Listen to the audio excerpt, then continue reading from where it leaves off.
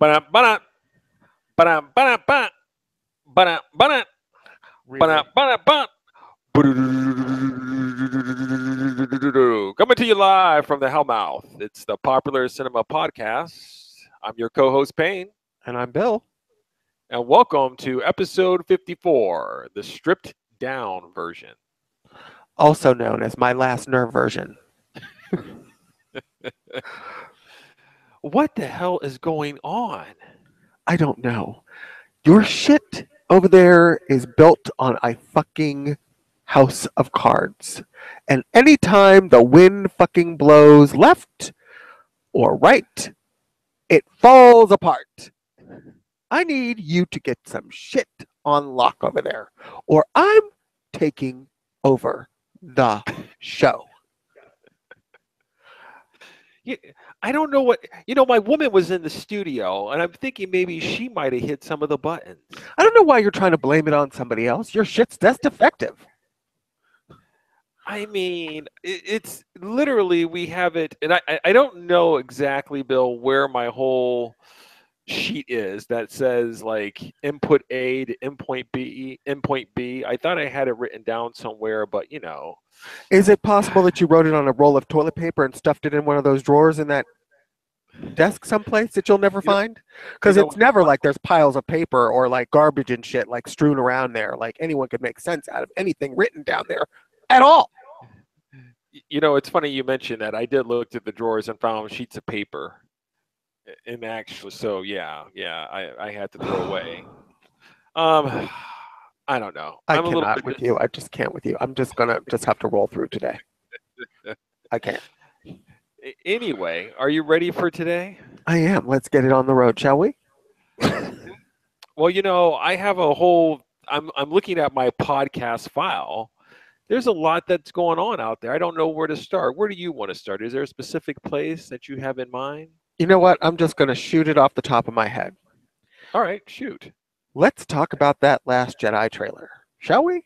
Because I don't know about you.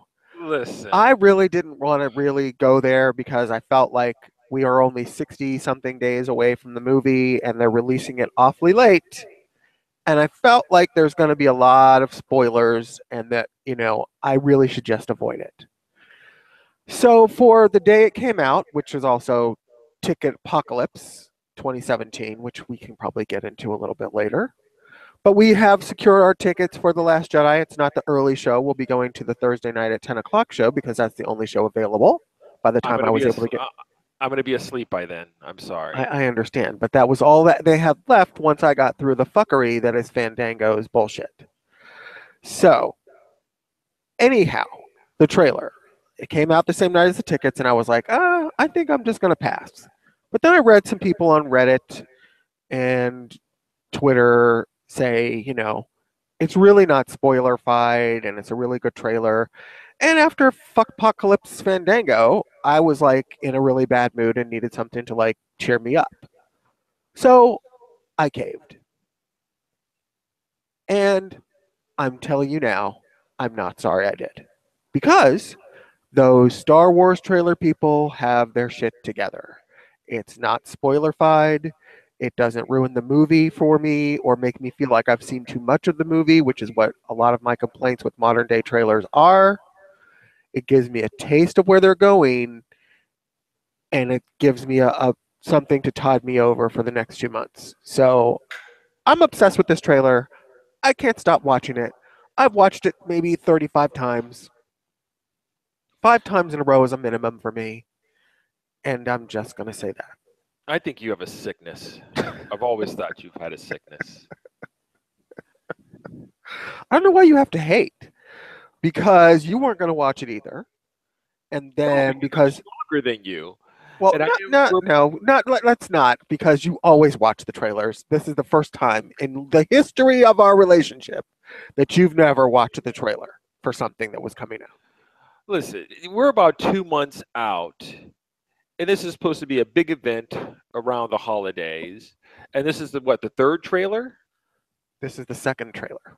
The second trailer. Is it really necessary to watch it right 2 months out? I mean, because you're already locked and loaded to see the movie. it's not as though you're on the fence and maybe you need a second trailer to push you over the edge. You had already bought, if you could have bought your tickets 3 years ago, you already would have purchased them. That's correct. However, with these, let's just put it like this: this is the most highly anticipated movie, not only for me and you. I probably think for the majority of the mass audiences out there. They gave us The Force Awakens, and now people are rabid for this next chapter, and it's a cultural touchstone moment. And to not watch it felt like I was sort of missing out a little bit. And I'm getting feedback over there. Can you possibly turn my microphone down or move the speaker or something? Yeah, okay. Okay. So to not participate in watching the trailer does sort of make you feel like you're left out of a cultural moment. And but I'm willing to sacrifice that. If they would have said, if I would have read like, oh, well, I'm sorry, I know that now about the trailer reactions, then I might have felt differently. But I kind of felt like, since this is only the second trailer, I mean, by this time in The Force Awakens, this would have been the third trailer. So they've released one less trailer for the movie than they did last time, and I thought, well, maybe they're just not going to shoot the whole shebang.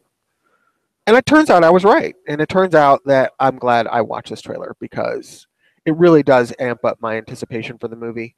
Um, and I personally think it looks fantastic. Well, you know how I feel about certain trailers and things that are shot by Trailers or Us or Trailers General, same trailers since 1980. I do appreciate a little bit of flair that they offer, and this trailer does what it's supposed to do on my mind, is get me excited for the upcoming movie. And I think after the behest of you, I was sitting there giving it. It gave me what I wanted. It showed me the characters. It got me pumped up. A little bit of over the top acting by Mark Hamill in a few scenes, but that's fine. Um, it looks good. I'm going to say I personally think it looks better than good. Just based on the trailer and the other trailers and the behind the scenes we've seen, I really think this is going to be a fitting second chapter to the new trilogy. And I really think that some of my complaints, and I mean, there are some things in here that you go, really? Doesn't that seem like derivative with the AT-AT walkers, with the spikes? Okay, are we doing those again now? I guess we're just going to repeat every machine that Star Wars has already done. But that aside, that one visual aside, um, a lot of it does feel like a progression and not a regurgitation of the Star Wars saga, which is something different than, let's say, for example, so far of what I've seen of The Gifted, the new X-Men TV series, which feels like a regurgitation and not a continuation. I'm all for sequels. I'm all for universes. I'm all for expanding a world, but I would prefer them to give me, and most of the time I get, you know, a reason for the expansion, a reason for the continuation. There are certain things like this X-Men The Gifted series, which I'm really pulling these things from the ether here to compare, but it just feels like, why is this necessary? I mean, if you want to bring it back to Star Wars for a second, the Star Wars Rebels cartoon feels the same way to me. Why is this story necessary? It feels like a regurgitation and not a continuation. But that's the animated side, and the movie side, they are rocking it out at the park for me. What was your favorite moment in the trailer, if you have one, and your least favorite, if you have one? I do not have a favorite moment. Um, um, I found the overall tone. I think for me, with sort of these, and I know this is sort of like a repeat of what I always say.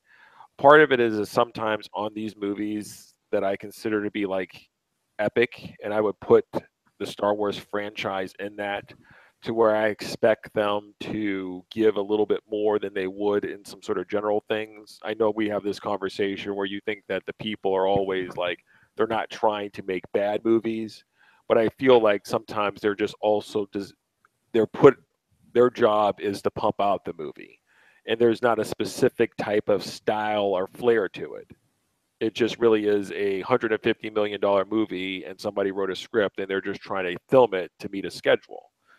Now with Star Wars, I feel like there's a little bit more care put into it than would be other general movies.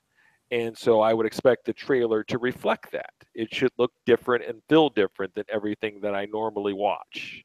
And it does. So kudos to them for kind of like not sitting there going, we've got to put a little bit of comedy in here, because a lot of the trailers I watch, it's they take it to the same place and you have this whole action scene, and then it says the name of the movie, and the last 5 seconds is there a joke and a wink and a nod to let you know that we're having a good time too.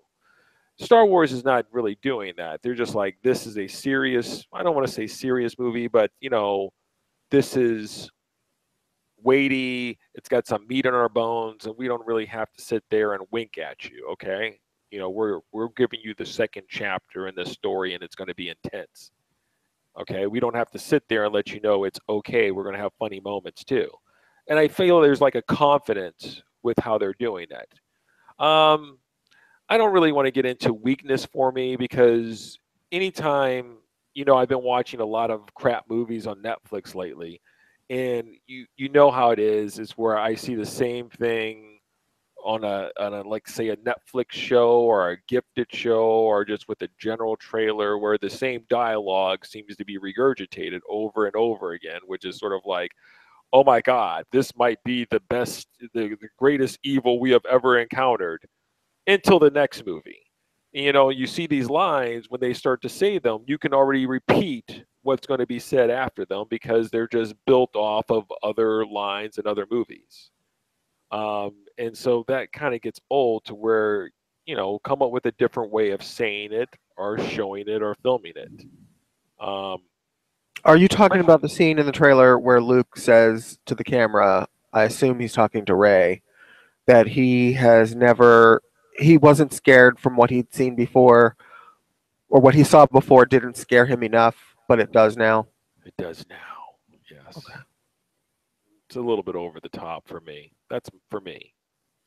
Okay. And that's just based on the fact is that I've seen, it's just a different version of the same line of the great evil, and it's kind of, for me, depending on the context of the movie series, gets a little bit like, I feel for anybody, like if I was 12 years old and I was seeing The Last Jedi, this might be one of those lines that like stick with me and be like, oh my God, this shit is so great. But being the age that I am and the movies that I've watched, it's kind of like I take that in with me. It's not like I go in there like a babe out of the woods. So, we've been watching movies since like 82, 80. And so you see the patterns, you start to see what they do, and you start to see the same lines over and over, especially nowadays with the big blockbuster movies. So you're just like, are you playing towards a crowd that's never seen a movie? Or are you playing to up your ante for the people who have the experience?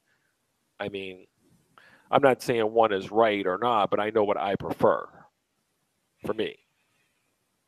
Okay, so my favorite moment from the trailer was, I think I told you that there was a scene in it that reminded me, or a shot in the trailer that reminded me of my mom. Can you figure out which thing I'm talking about? You mentioned that, and I don't. But that's only because I've watched it twice, and I didn't really internalize it, because I saw it probably right before I went to bed. Okay, so there's a shot in the trailer where Kylo Ren is in his ship, and it looks like he's firing on a ship that Princess Leia is standing on. And they cut back and forth between Leia and Kylo, and as his ship is spinning, and he's talking about destroying what was in the past and moving forward, and he's got his finger on the trigger of the gun, and they cut back and forth between him and Leia, and there's this one shot where she looks and blinks at him, but she has this like look of he's my son, he won't kill me, hopefulness on her face. It's just, I don't know how to explain it, but I've seen that exact look on my mother's face before, and it's weird. But in my mother's later life, she had multiple myeloma, she had blood cancer, and so her face sort of changed a little bit and morphed a little bit from the way she had looked when I was younger. And I don't know how to explain this because I don't want to sound negative about the way my mom looked, but like her face became like sort of puffy and her nose sort of got puffy, and it, I don't know, that scene with Princess Leia looks like my mom a little bit to me in her later life. I have this photograph of her that she had taken when she was like working at some elementary school part-time, and that close up of Princess Leia's face for some reason reminds me of my mother, and the look on her face of that hopefulness of a mother's love for her child no matter what. I've seen that exact look on my mom's face, and it just really made me feel something about the relationship between Kylo and between Leia. And I think that this movie is going to explore things from a mother-son perspective that we've only ever seen from a father-son perspective in the previous movies. And after go ahead. And after thinking about this, wait a second. That's real special. So let me guess this straight. You're Kylo Ren. You're the rogue son out there doing all type of nefarious shit. no, And so what you're hoping here is get some sort of absolution that, my mom still loves me even though I'm a deviant. yeah, no, Okay, wow, that's- really? No, I'm just saying from the Leia perspective, not necessarily the Kylo perspective. I'm not even going to compare myself to Kylo Ren in any way, shape, or form. I'm just going to say, I'm sure I've disappointed my mother on many occasions in life, as many sons I'm sure would be able to say about their own mothers. But that look Well, of let's not forget that Kylo killed his father, right? So right, I understand that, but and that that's really even, puts it in perspective of like when she's looking at him, going, "You're not going to kill me." I mean, I don't know. All bets are kind of off. I After you off understand, one but that's parent. that's the parent. That's the parent love. That's that unconditional love, no matter what your child has done, even if they've killed their own parent, the other parent. No matter what, a mother always believes she can save her son, or there's something worth saving in her son. Is there a It's just part where she can believe her that she can child. save him, but she could also get into the escape pod just in case he just goes off the rails? Yeah, but I, the I unconditional part is the part where you're willing to say, if I would lay down my life for this child, and that's the thing between a parent and a child. And okay. to me, Does Leia have to lay down her life? Can't she just sit there and shoot him with a tranquilizer dart, or maybe put up the force shield? I don't know. It's Is this just a like the scene in a trust trailer. tree where you're just like, here, Kylo will catch me if I fall? Do we have to really put yourself in that position? I I mean, think as a mother to a child, I think that bond is unbreakable, unshakable, and I think even after what he's done, the fact that she still is able to look at him with that sense of hope, I think is very powerful. And like I told you before on the phone, it makes me sad that we're not going to see the third part of this story between these two characters, in which I believe they were going for a sort of redemption through Leia to Kylo. But the more I think about this and the more I watch this trailer, I do kind of feel like I have a sense in my mind of where they're going to go with Leia in episode 9. And ooh, do tell. I might be completely off. This is just my own sort of hope, but I felt, we've discussed before the options that they sort of had in front of them. Do they replace her with CG? Do they recast the character? I'm 100% against the recast. For the CG, for me, it would be better for them to do that than to do a recast. Um, but I think where they're going after having seen this trailer, I think what they're going to do is probably end up killing Leia off in that scene at the end of the trailer, and Kylo will have responsible for then killing both of his parents. But what can be a very strong way of resurrecting or keeping her involved in the movie, even though the actress is gone, is what if they make her a Force ghost in episode 9.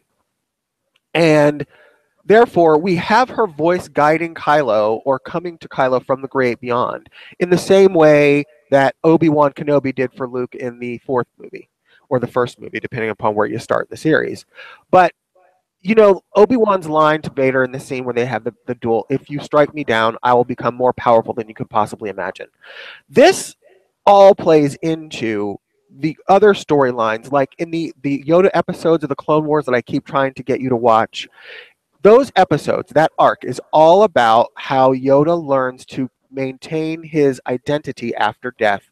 That he learns, which they reference all the way back to episode 3, Revenge of the Sith, when Yoda tells Obi-Wan, I've been communing with your old master. And Obi-Wan's like, well, what do you mean? And he's like, Qui-Gon has learned to continue his identity beyond death. This is the whole thing that the Sith are after in Revenge of the Sith. This is the whole reason why Palpatine tells Vader, there's only one who's learned to maintain the identity after death. The Sith are obsessed with not dying. They want to continue to live. And so they want the greatest secret for the Sith to get in all of Star Wars is the secret that Qui-Gon learns is how to stay you after you die. And so once Qui-Gon maintains that, or learns that ability through the Force. And again, in the Clone Wars cartoon, Yoda learns it from Qui-Gon. Then Yoda returns his identity. Then at the end of Return of the Jedi, we see that Anakin has learned it. It could be very powerful to me if they have, even though she wasn't Force sensitive in her life, that perhaps Leia somehow discovers the ability also to maintain her identity after death and can speak to the characters from the Force. I think I actually love that idea. And I really hope that's where they go.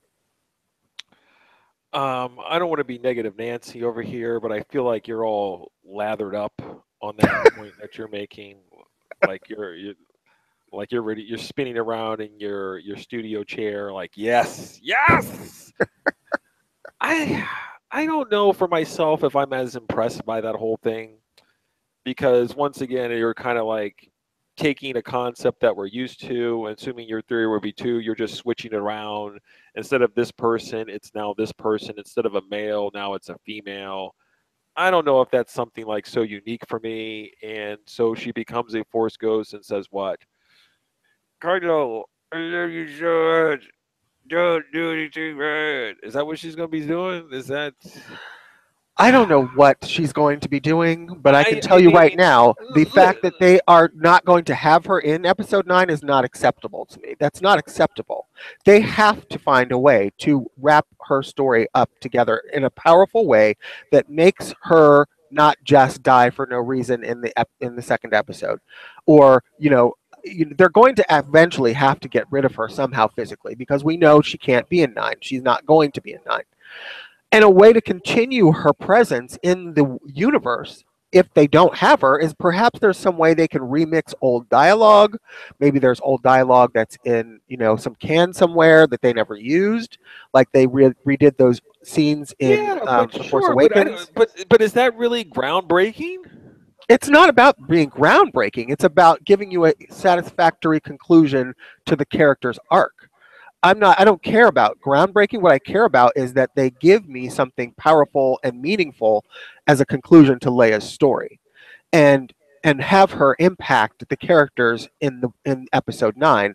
And the only way to do that, I think, if they don't recast her, which I'm against, and if they don't computer generate her, which I could live with or could live without, but the Force Ghost idea gives them the ability to keep her involved and influencing the characters without having the actress, if they can pull it off. Just like Yoda influenced Luke after his death, just like Obi-Wan influenced Luke after his death, I think it's kind of beautiful, and I do think it also ties all of the stories together, and that is also important. Okay, that's fine. Is she going to be influential in doing things that impact the characters, like hugging her husband's best friend Chewie after he dies? Is she going to be doing stuff like I that, don't or know is she why you going to always have forego to that? go to like the weakest possible link in the chain when I'm on a roll and you're just like, you know what? I think that you're enjoying yourself a little too much with this theory of yours. So let me bring up some shit that I know that you're not going to want to talk about or that you're going to want to feel a certain way Oh, about we don't and have to to go toss down you that off road. your. We Yeah. don't have to go down that road. That is a powerful scene in the trailer where they're looking at one another. I cannot deny And she that. That does feels. that blink where I just I just Yeah, love. I cannot tell you how I much I don't love know that. if it has the same effect on me, but obviously you have some sort of personal thing with that scene, and I understand that, but I just don't, you know, let's just call it like it is. It's going to be an interesting dynamic.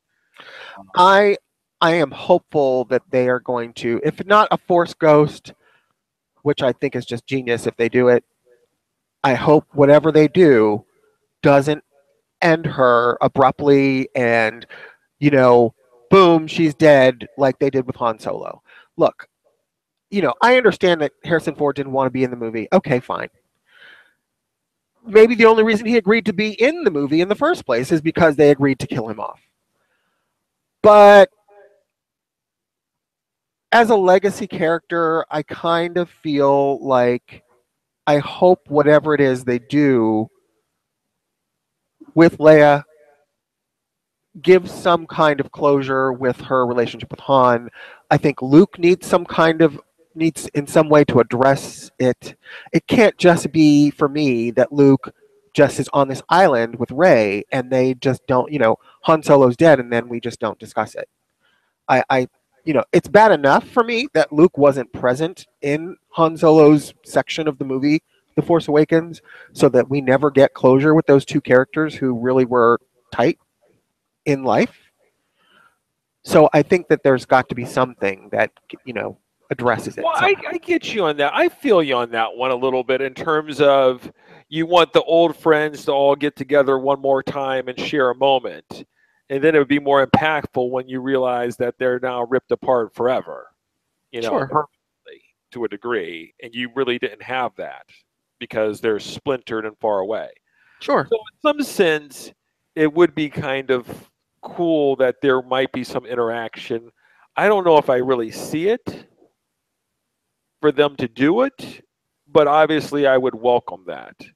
But you're right. I mean, part of the whole idea for me with these movies is that they have to bridge the gap between the old and, you know, usher in the new. And then from there, to a degree, you have to move forward. Like you have to expand but still have the remnants like we do. We carry our parents with us. You have it with you, but then you have to move on and branch out. And so part of it is, to me, it's sort of like, as much as the story is for Ray and Finn, it's the conclusion of the other quote legacy characters. So you have to wrap them up, which I imagine results in all their deaths, and then move forward with the new people. One last thing on this, and then we can move on to the next trailer that was dropped this week. But I don't know what they're doing with Billy D. Williams, if anything, in episode 9. But I really think that they need to put him in there somewhere. I mean, he's just sitting at home waiting for the phone to ring. He's a legacy character. Don't fuck with me and put his ass in there. Is really Billy D a legacy character? Yes, he's a goddamn legacy character. He saved the fucking world and blew up the second Death Star. Yes, he's a legacy character. Yeah, I don't know. I don't know. I find that you're very loose with legacy. You're very much like Trump with the hyperbole. This is more of a touchstone for everyone in the United States. Here will be seeing this movie in December. I mean, from ages 2 to 89 are talking about it on Twitter and every place else Reddit that this is the most anticipated things of their lives. You name another movie that made as much money as that movie that year for me, and we'll discuss how that's not true. What? It's popular. It's very cool. People want to see Star Wars. Okay, so I then don't it's know the most about popular movie of the year. down. I mean, let's you're once again you're over the top with the whole like, you know, It's not like in February people are coming up to me going, Jay, you know what? I'm looking forward to the birth of my child and Star Wars. Now, maybe when you go to those convention centers of yours where they're rolling around wearing like Darth Vader mask and stormtrooper outfits, I'm sure that's what they're thinking as they're naming their kids like Finn and Rey. But for the general population, they're not doing that. Okay, But we can agree to disagree. yeah, so let's move on to Justice League trailer. Pacific 2, Pacific Rim, The Uprising no, with Finn, John we're not. Boyega. That's what No, you want we're to not. discuss, the trailer? We're not. No, we're going to talk about Justice League's trailer, which again came out, I think, was last maybe Saturday or Sunday. Sunday, I think, during the NFL God game. damn, that trailer gets me excited for the movie in a few weeks. Yes. Now, here's the other thing. This was another trailer where I was like, I don't know. I don't want to be spoiled. The movie comes out in less than 2 months. I don't know if I should watch it. I would say, to me, it's probably second place to the Last Jedi trailer. I would say it's maybe not as good as the previous trailer to me for the movie, but I will say this: it does get me excited for the movie, and it's a great trailer, and I have watched this one on a loop as well. I think it looks, I don't want to say like a Marvel movie. I think it looks like a movie that's amping up the things that people liked about the universe and toning down some things that maybe people didn't like about it. Yes. We wanted to tone down the intelligence in the movie and actually having some sort of deeper plot than just evil guys show up and want to destroy the world. But that's okay. It's cool. Go ahead. All right. So you had a favorite shot in the movie. Do you want to tell the audience what you liked about the trailer? Whole trailer, for me, I was not going to watch the Star Wars trailer, but I was going to watch the Justice League trailer because, some of the characters I wasn't sold on. For me, the whole Jason Momoa Aquaman thing, I'm unsure. I just really don't know how Cyborg is going to work for me. And so I'm like, let me just watch this trailer just to see if I can get excited for it. Well, I did, and I am. And we've had this discussion off the air regarding what type of character is Aquaman for me. Like, he seems like some sort of like hillbilly, but yet he's the king of Atlantis. So when you say king, I expect there to be some sort of regalness, some sort of like stature, some sort of presence, not some sort of like, I'm just hanging out at a bar, just drinking and like slapping girls on the ass. Yeehaw! Yes, that's not what I think of when I think of the king of Atlantis. It's sort of like when you think of the But president. but you know what?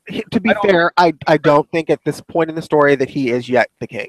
I think he's the prince at this point. You've mentioned that to me before, and that's fair. I don't know, but I'm just saying, I'm guessing. I don't have that information in front of me, but when I see it like this, he just looks like a ragamuffin.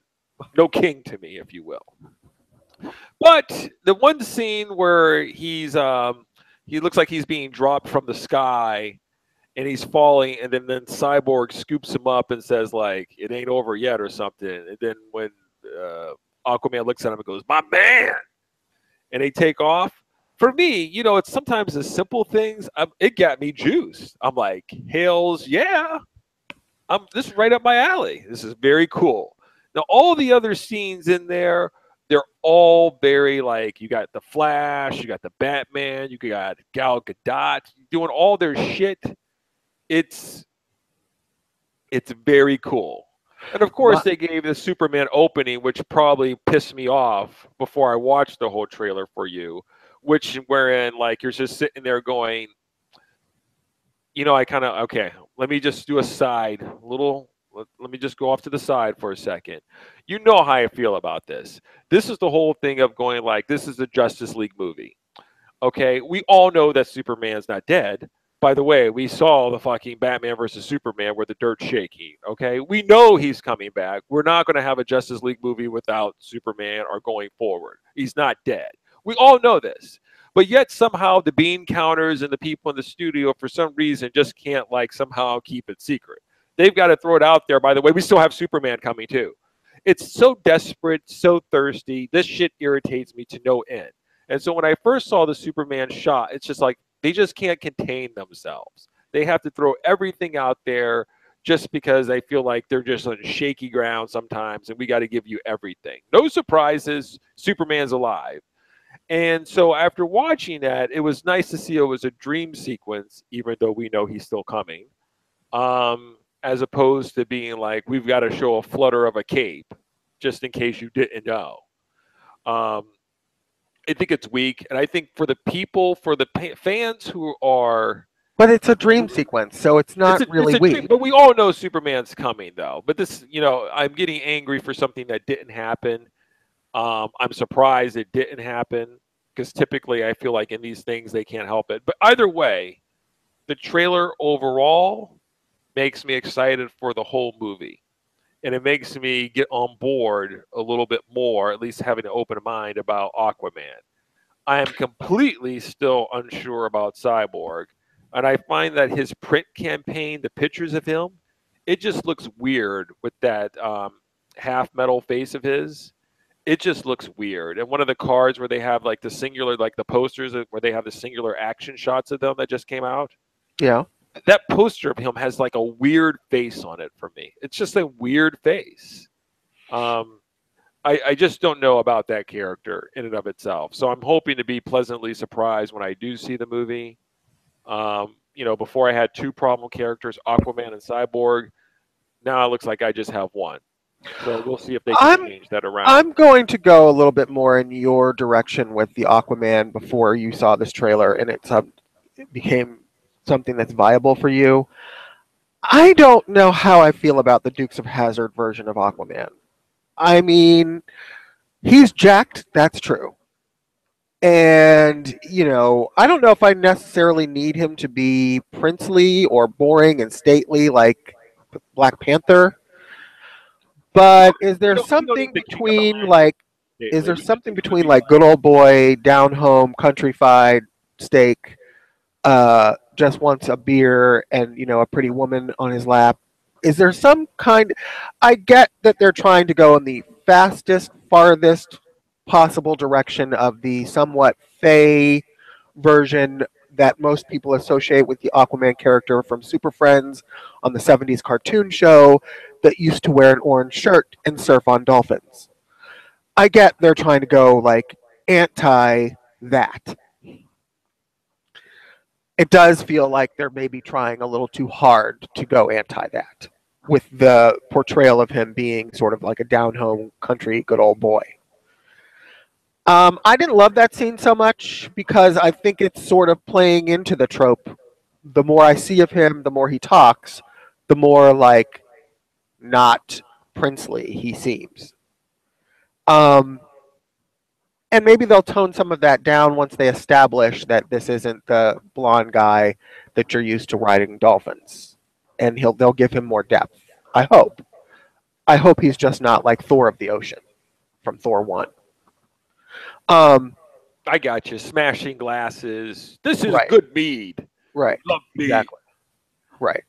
I just find that sort of to be a little silly. But short of that, my favorite scene in the trailer itself was the scene where Wonder Woman or actually Batman is like firing on some building, like rapid fire with his machine guns on the Batmobile. And then Wonder Woman comes flying in the opposite direction and knocks the parademons off the top of the car. And then you see this smirk on her face, like, go get him, Bruce. And then you see the Flash just like whiz by her really quickly.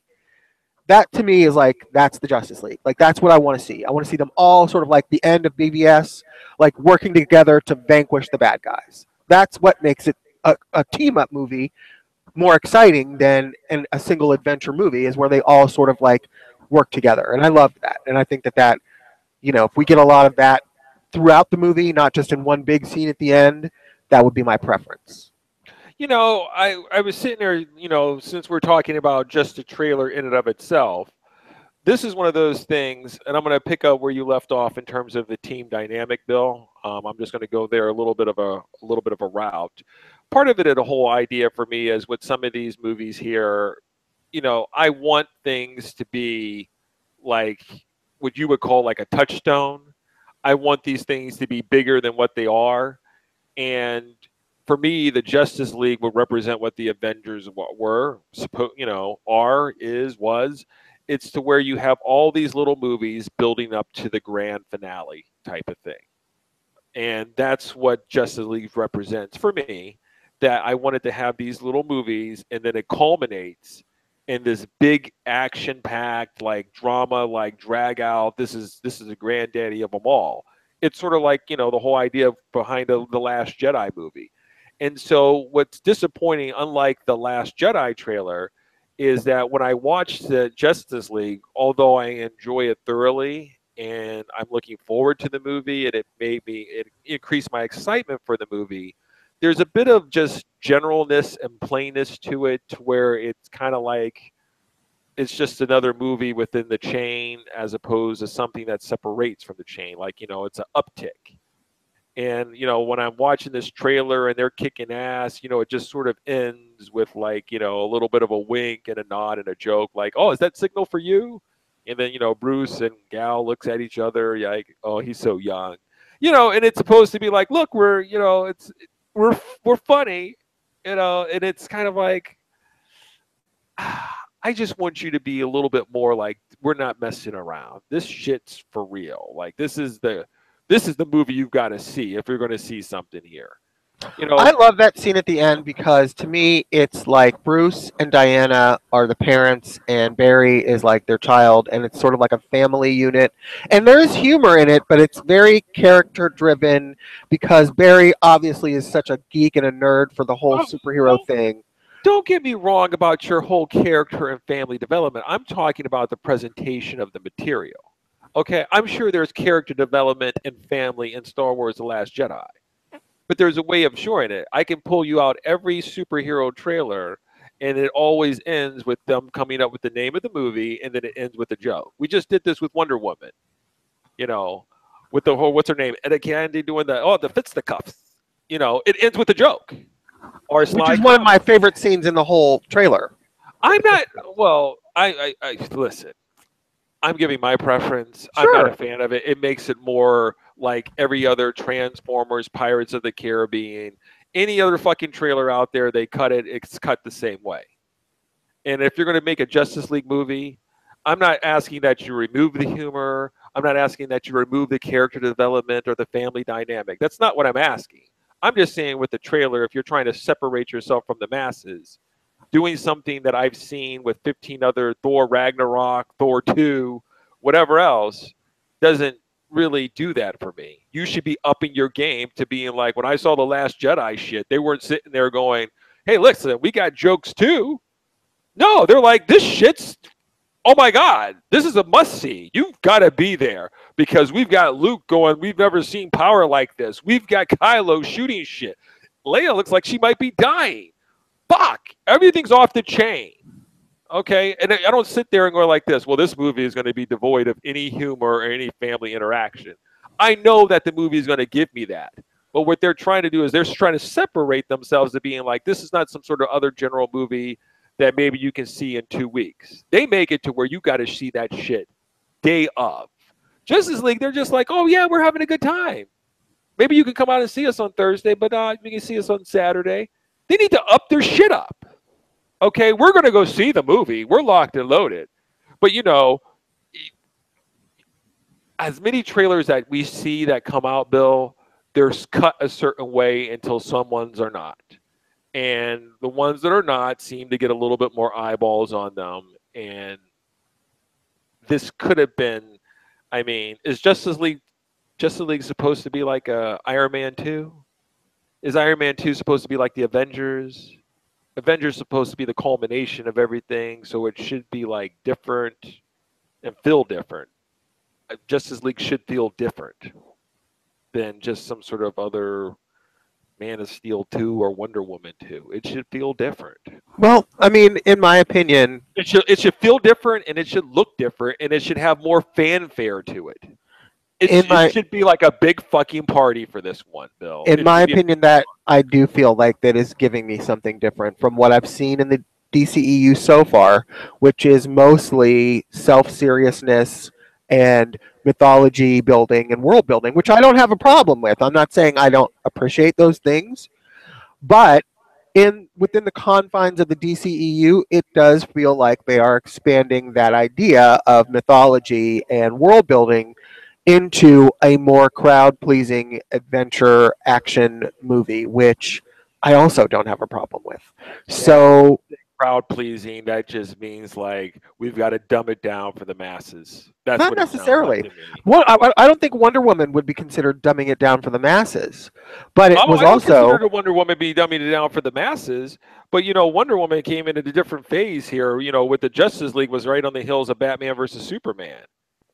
I mean, it seems like that was a complete response. That's why we brought in Joss. It's too serious over here. That's why you got your Suicide Squad. I mean, we'll disagree on what they did on changing that. We've got to change it all around. Crowd pleasing, which means kind of like, let's just take it down a few notches and let's just throw in some jokes, throw some more moments in there where they look at each other and wink. And then that's what we'll do for the crowd. So to me, I see this from a different prism. To me, let me do a comparison. Okay.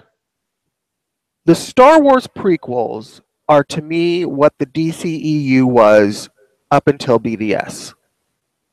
Trash. Tonally speaking. Wow, that's not necessary. Tonally speaking, the comparison between the DCEU and the prequels versus what they're doing, say, let's start with Wonder Woman or Justice League on, feels to me like the Force Awakens era of Star Wars. Now, is one better than the other? Again, not necessarily. They're just different sides of a coin. But if you're looking for what is going to make audiences laugh and, the dictation that Jeff Johns has said that they want to go with in the future of their movies is hope, optimism, heroics. There's like two other words I can't remember. And these are where they're going with like the theme of the tone that they want to use. Okay?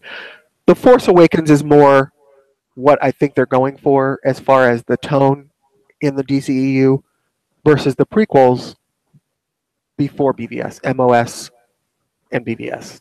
And even Watchmen, if you want to include it, even though it's not technically part of it, but the tone is similar. I think they both work. I think one is probably going to find more acceptance than the other. And I don't really have a problem with either way. They do. Yeah, we'll see. I mean, once again, we've gone over this. I don't have a problem with BVS. I like the tone. I like the direction they were going. They made some money. Apparently not enough to where all of a sudden now they have to woo more of the general people who aren't really on board. The thing about it is, if you're like a comic book superhero fan, it's hard not to really like BVS, if you would ask me. My 2 cents. Okay, so now we have to open it up for the people who are just casual goers. Yes, because the comic book fans, Jay, aren't going to support a film cinematic universe. They're just not. There aren't enough of them anymore. They're not. They need to be going beyond that core audience in order to be able to speak to enough people that will make this financially make sense for them. So they do have to include jokes. They do have to include, action scenes and humor.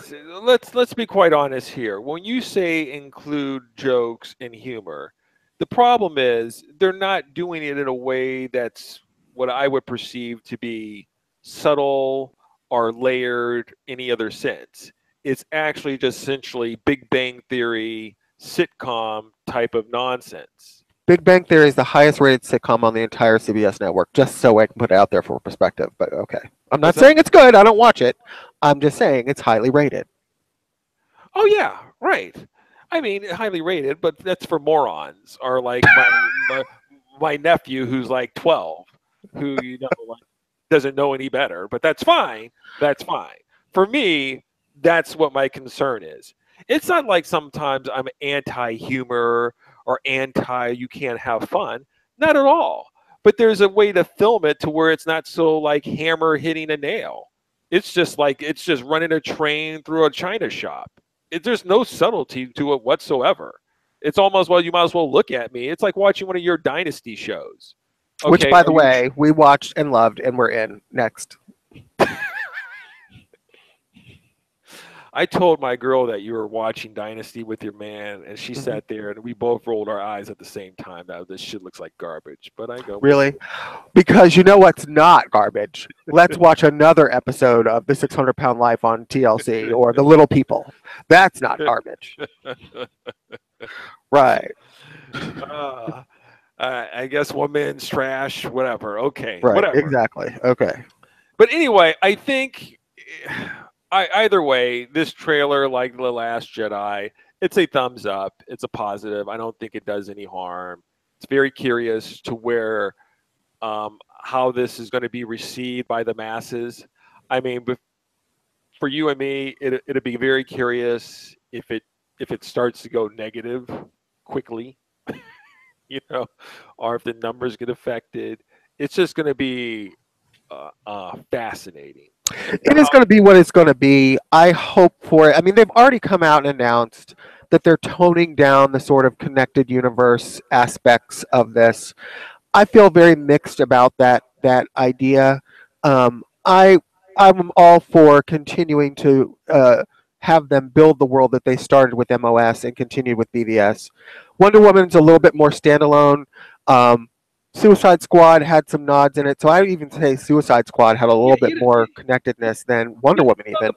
The problem with this, I'm with you. I would prefer things to be more connected. I don't have a problem with maybe having some standalone stories on the side. I'm open to it all, but I prefer it to be connected. And I think financially, I think it's kind of set that you can build off of these movies, and it's sort of like, it connects up, it links up. You buy a ticket for part one, you want to, might as well buy a ticket for part two. It's a way of keeping you on board with something. You become invested in the storyline and you want to see how it ends. Like you with Tony and Pepper Potts. Oh, you want to see how are they going to end up getting married? Where's their story going to go? You become invested in a lot of different things and it keeps generating for them. So to me, it doesn't make sense for them to sit there and go, this shit's separate. It's stronger if you link them all together.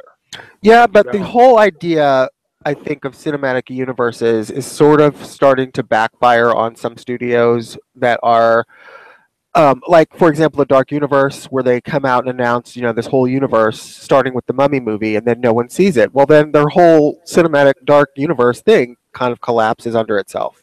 And I think they're trying to hedge their bets a little bit. Like, let's say Wonder Woman was a tremendous success, but it's also the most standalone of the movies they've yet released. Okay. So I think they're taking a note from that, going, well, Wonder Woman didn't yet necessarily need to lean on the other movies. Maybe they all don't need to do that. Okay, that's one way of looking at it. It's not my favorite way, but it seems to be the way that they sort of think about it now. But let's say that there's one of these, let's say Justice League, or let's say Aquaman, or let's say Cyborg or The Flash, if it ever gets made. One of these movies doesn't do very well. Let's say The Flash or Cyborg fails. And let's say they've got something that started in Justice League or carried over from MOS or BVS or something that's in that movie, in Cyborg or The Flash, whatever. And one or two of those fail. Then it creates a sort of hole in their overall story because it's been so connected all along, and then you all of a sudden, like 5 people see this one chapter. It might create a detriment to the chapter that comes after it. I guess I see the point. The only thing I would say is I don't need them to be overly connected. I don't need them to be like all up in each other's shit. I would like that. I can live if it's not that. But I don't want, as long as it's the same actors, it's the same universe, as long as they somehow give us enough connectedness, like, for example, the MCU. The MCU isn't super connected, but in certain ways, like the characters do travel over from one movie series to another. I'd like to see Wonder Woman play a significant part in a Cyborg or a Flash movie. I'd like to see Flash crossover through the Batman movie.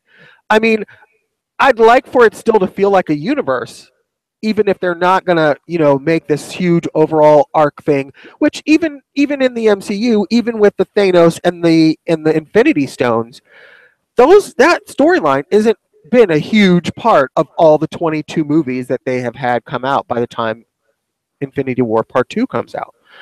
I mean, yeah, they're spread and sprinkled throughout all of them. They're seeded, if you will, throughout all of them, but they're not really essential to understanding the main plot of any of the movies. So I I guess I think that's hope. so. It's the whole point, though. The movies themselves is the trick and the skill behind it is to go like this. Well, if you don't see this one, if you go see our next movie, you're still not lost because they, in a way, they can stand on their own. But we still have seeds from previous movies in here.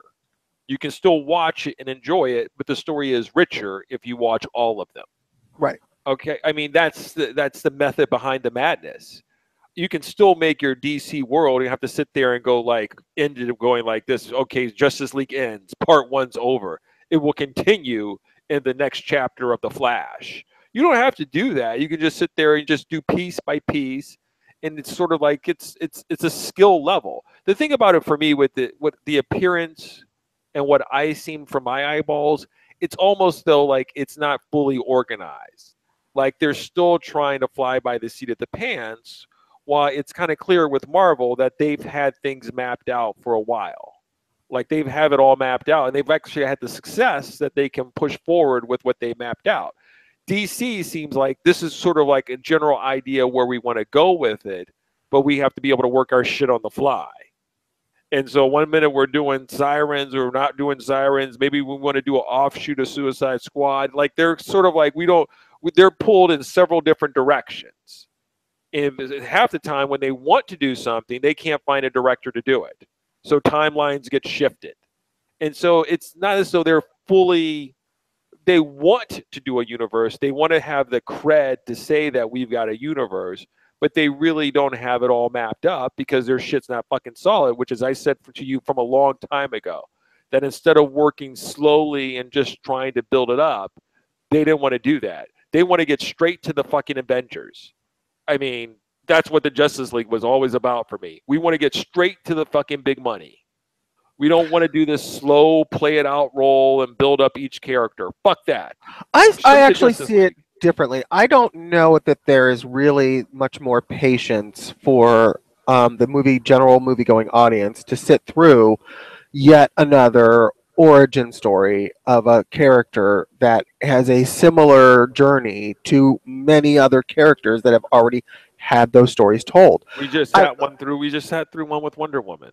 I know, but that's first of all a woman, and the first one that's the main lead of a superhero genre. So that separates it automatically. It isn't separated. There's been I don't buy into this fucking female thing. Like the only reason why we're gonna go see it's a female. The whole idea is if you make your character cool, we'll go fucking see it. I think the fact that Wonder Woman was a woman actually did play into her audience success. I feel that way. But I don't know that they could have taken the time to do Cyborg's origin story or the Flash's origin story before they got to Justice League. I think it was smart for them to introduce the trilogy, the Holy Trilogy first. Batman, Superman, Wonder Woman. Yes. Then, okay, they took a little bit of a shortcut and went with Justice League. But if Justice League is a success, then the upside of it or the twist of it is that the characters that are in Justice League that maybe people wouldn't have really gave a shit about before they were in that movie will actually allow people to go and be interested in them. So then Aquaman, who maybe wasn't the highest priority for people to see as a character standalone, after they see him in Justice League, they might be interested enough to see him in an Aquaman movie. Same thing with Flash and Cyborg. So I kind of think, even though it wasn't like, a 10-year buildup, I think in the current climate that we're in, I think the shortcut method that they went with was kind of smart. The whole idea is that some of these things here, it's just basic for me with the superheroes. You've got to be cool. There's a reason why certain characters have several comic books out there and considered most popular, and they have underoos. It's because the characters themselves are cool.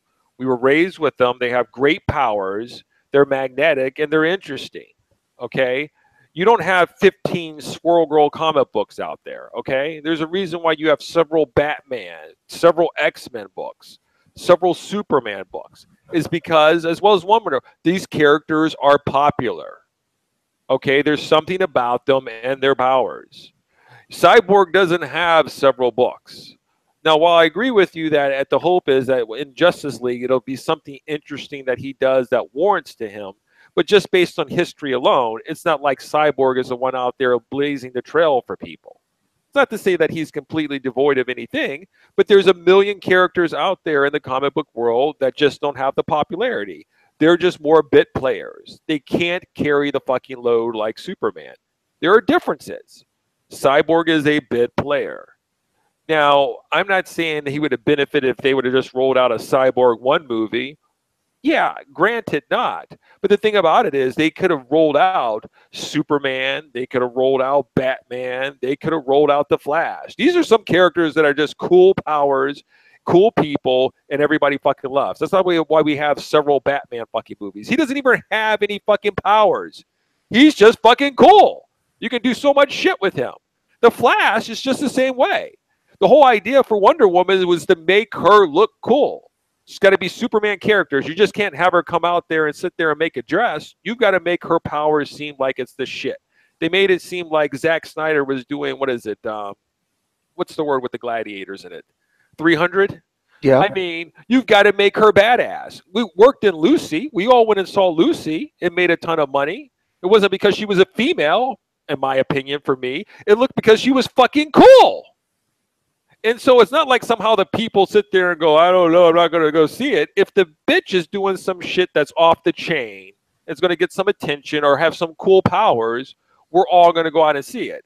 If you're going to be doing some sort of basic thing, I don't know if that really somehow gets in the ether going, why do I have to go see this character one if it's not like one of the main ones?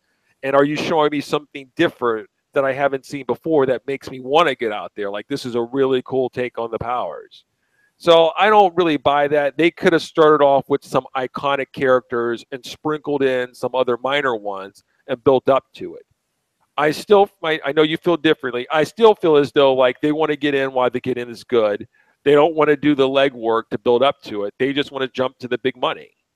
And then when they got smacked around a little bit, at least for them and BVS, now all of a sudden they're just like, we've got to rethink. It's to me, it seems as though they're not fully organized in what their plan is, even though they keep saying they have a full plan.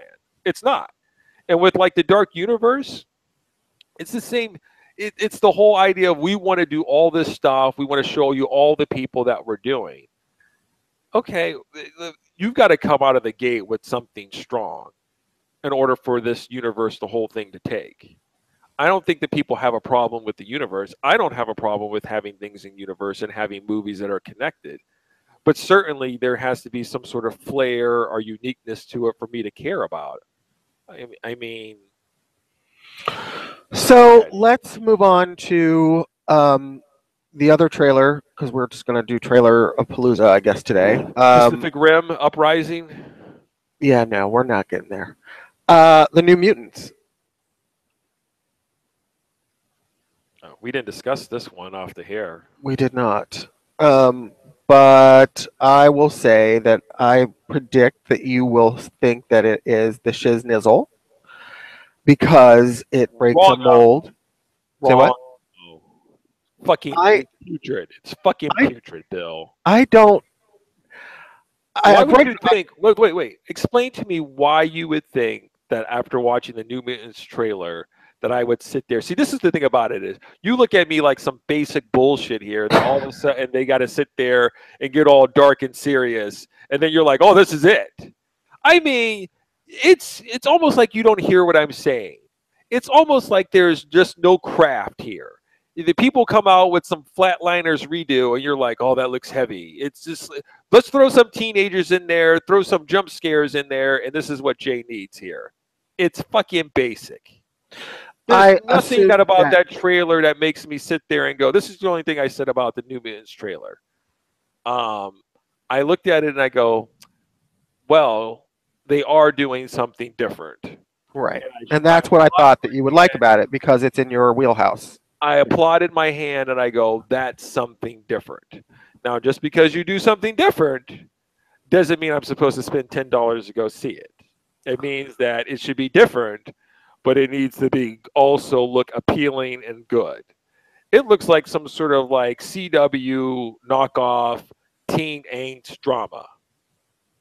Really? Um,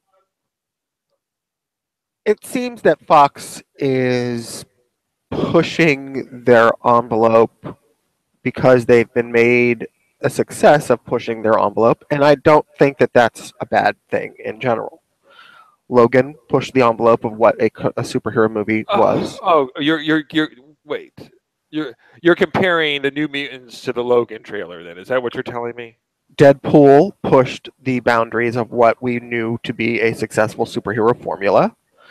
I think they're pushing the New Mutants to be a We're different talking. as We're well. talking about two different things here. Pushing the envelope is fine. Just because you push the envelope doesn't mean that it's going to end up being good or looking good or feeling good about it.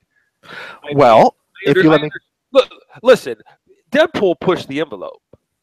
You and I don't like Deadpool. Okay, so there's a couple of things here. It's almost like once again you're being a company man with some of this here. you didn't even wanna let me. applaud- You didn't even let me tell Okay, you you what want I to thought. applaud them for pushing the envelope, acting like that's a success in and of itself, which is very cool. But it doesn't mean that somehow you walk away going like this is great. Can I Finish. say what I thought, or did you want to just tell me what I thought before I get a chance to say it? Sure. Okay. I need you to sit there and start plugging the companies that you're working for. Disney. Okay. Uh, I Fuck. didn't Go ahead. like the New Mutants trailer at all because, for me, it doesn't feel like an X-Men movie. It feels like Does it a ever feel like a teenage horror superhero movie. Does it feel It like you're in a doesn't. superhero movie? No, and I guess maybe that's what they're going for, which is what I'm talking about when they're pushing the envelope. I guess they're going for the. I read an article with Josh Boone, who's the director of the movie, who said that this is sort of like the movie version of Legion for them, where they're taking sort of liberties with the whole genre, and that it's not outside of the comic book movie genre, but it's pushing towards a different edge of the storytelling formula, which again, I guess is okay. Which, they need to sort of break out of the box and stop making everything the same. Okay, fine. I don't know why then we even call it an X-Men movie if it's not really anything about the X-Men powers or heroics or what. It's just basically a horror story about some kids who've got some extrasensory powers or something. I don't know. All I know is when I heard the words New Mutants, and having never read the comic, I don't know what the story exactly was. But clearly, naming it mutants is going to set it in the X-Men universe for the majority of mass audiences, like myself. And when I saw the trailer, I thought this doesn't look anything like any other X-Men movie I saw. Maybe that's the point, but it didn't really do anything for me at all. And going off of what you're saying, yes. I don't think it has to look, and I think that's the bane of some of these things. Like, I don't believe that the next movie in the X-Men world has to look like it came out of Bryan Singer's head. Like, we've got to clone Bryan Singer. I think the whole idea of why you hire directors is to give things a different flavor, which is what I believe that Marvel does sometimes. They get some of these directors and they kind of put a little bit of their little stamp on it in their own unique ways, but yet staying true to the overall universe. I think that's the beauty of it and how they do things. I don't need you to sit there and follow through on exactly that it has to look like everybody's got to wear black leather from the last several movies. I don't need that. I like the fact that you're pushing the envelope and you're trying something different, i.e., a Logan. You can go with the Deadpool just being that it's rated R and that it's a little bit more graphic in terms of what they're doing. That's wonderful too in its own way. That's all fine. I'm up for it. But the point of the matter is, when I watched this trailer, if you didn't call it the New Mutants, I wouldn't have any idea as to what the fuck I'm watching besides some teen horror film. Okay? So then, That's what it looks like to me. So if you're going to sit there and put it in like a superhero thing, well, part of it for me of the New Mutants is you can make it a little bit different, more gritty, more like grounded. But I'm kind of hoping there's going to be superpowers with these characters that you're naming from the book. Okay, so there's a connection to the comic book. Like, we're taking these characters. I mean, he's quoted as saying for his quote sequel, which I don't think he's going to get one, is talking about I want to get Warlock and I want to get this person, and I'm like, why are you want to get them? I don't see any superpowers here. I don't see anything being unleashed besides like Freddy Krueger coming through the wall.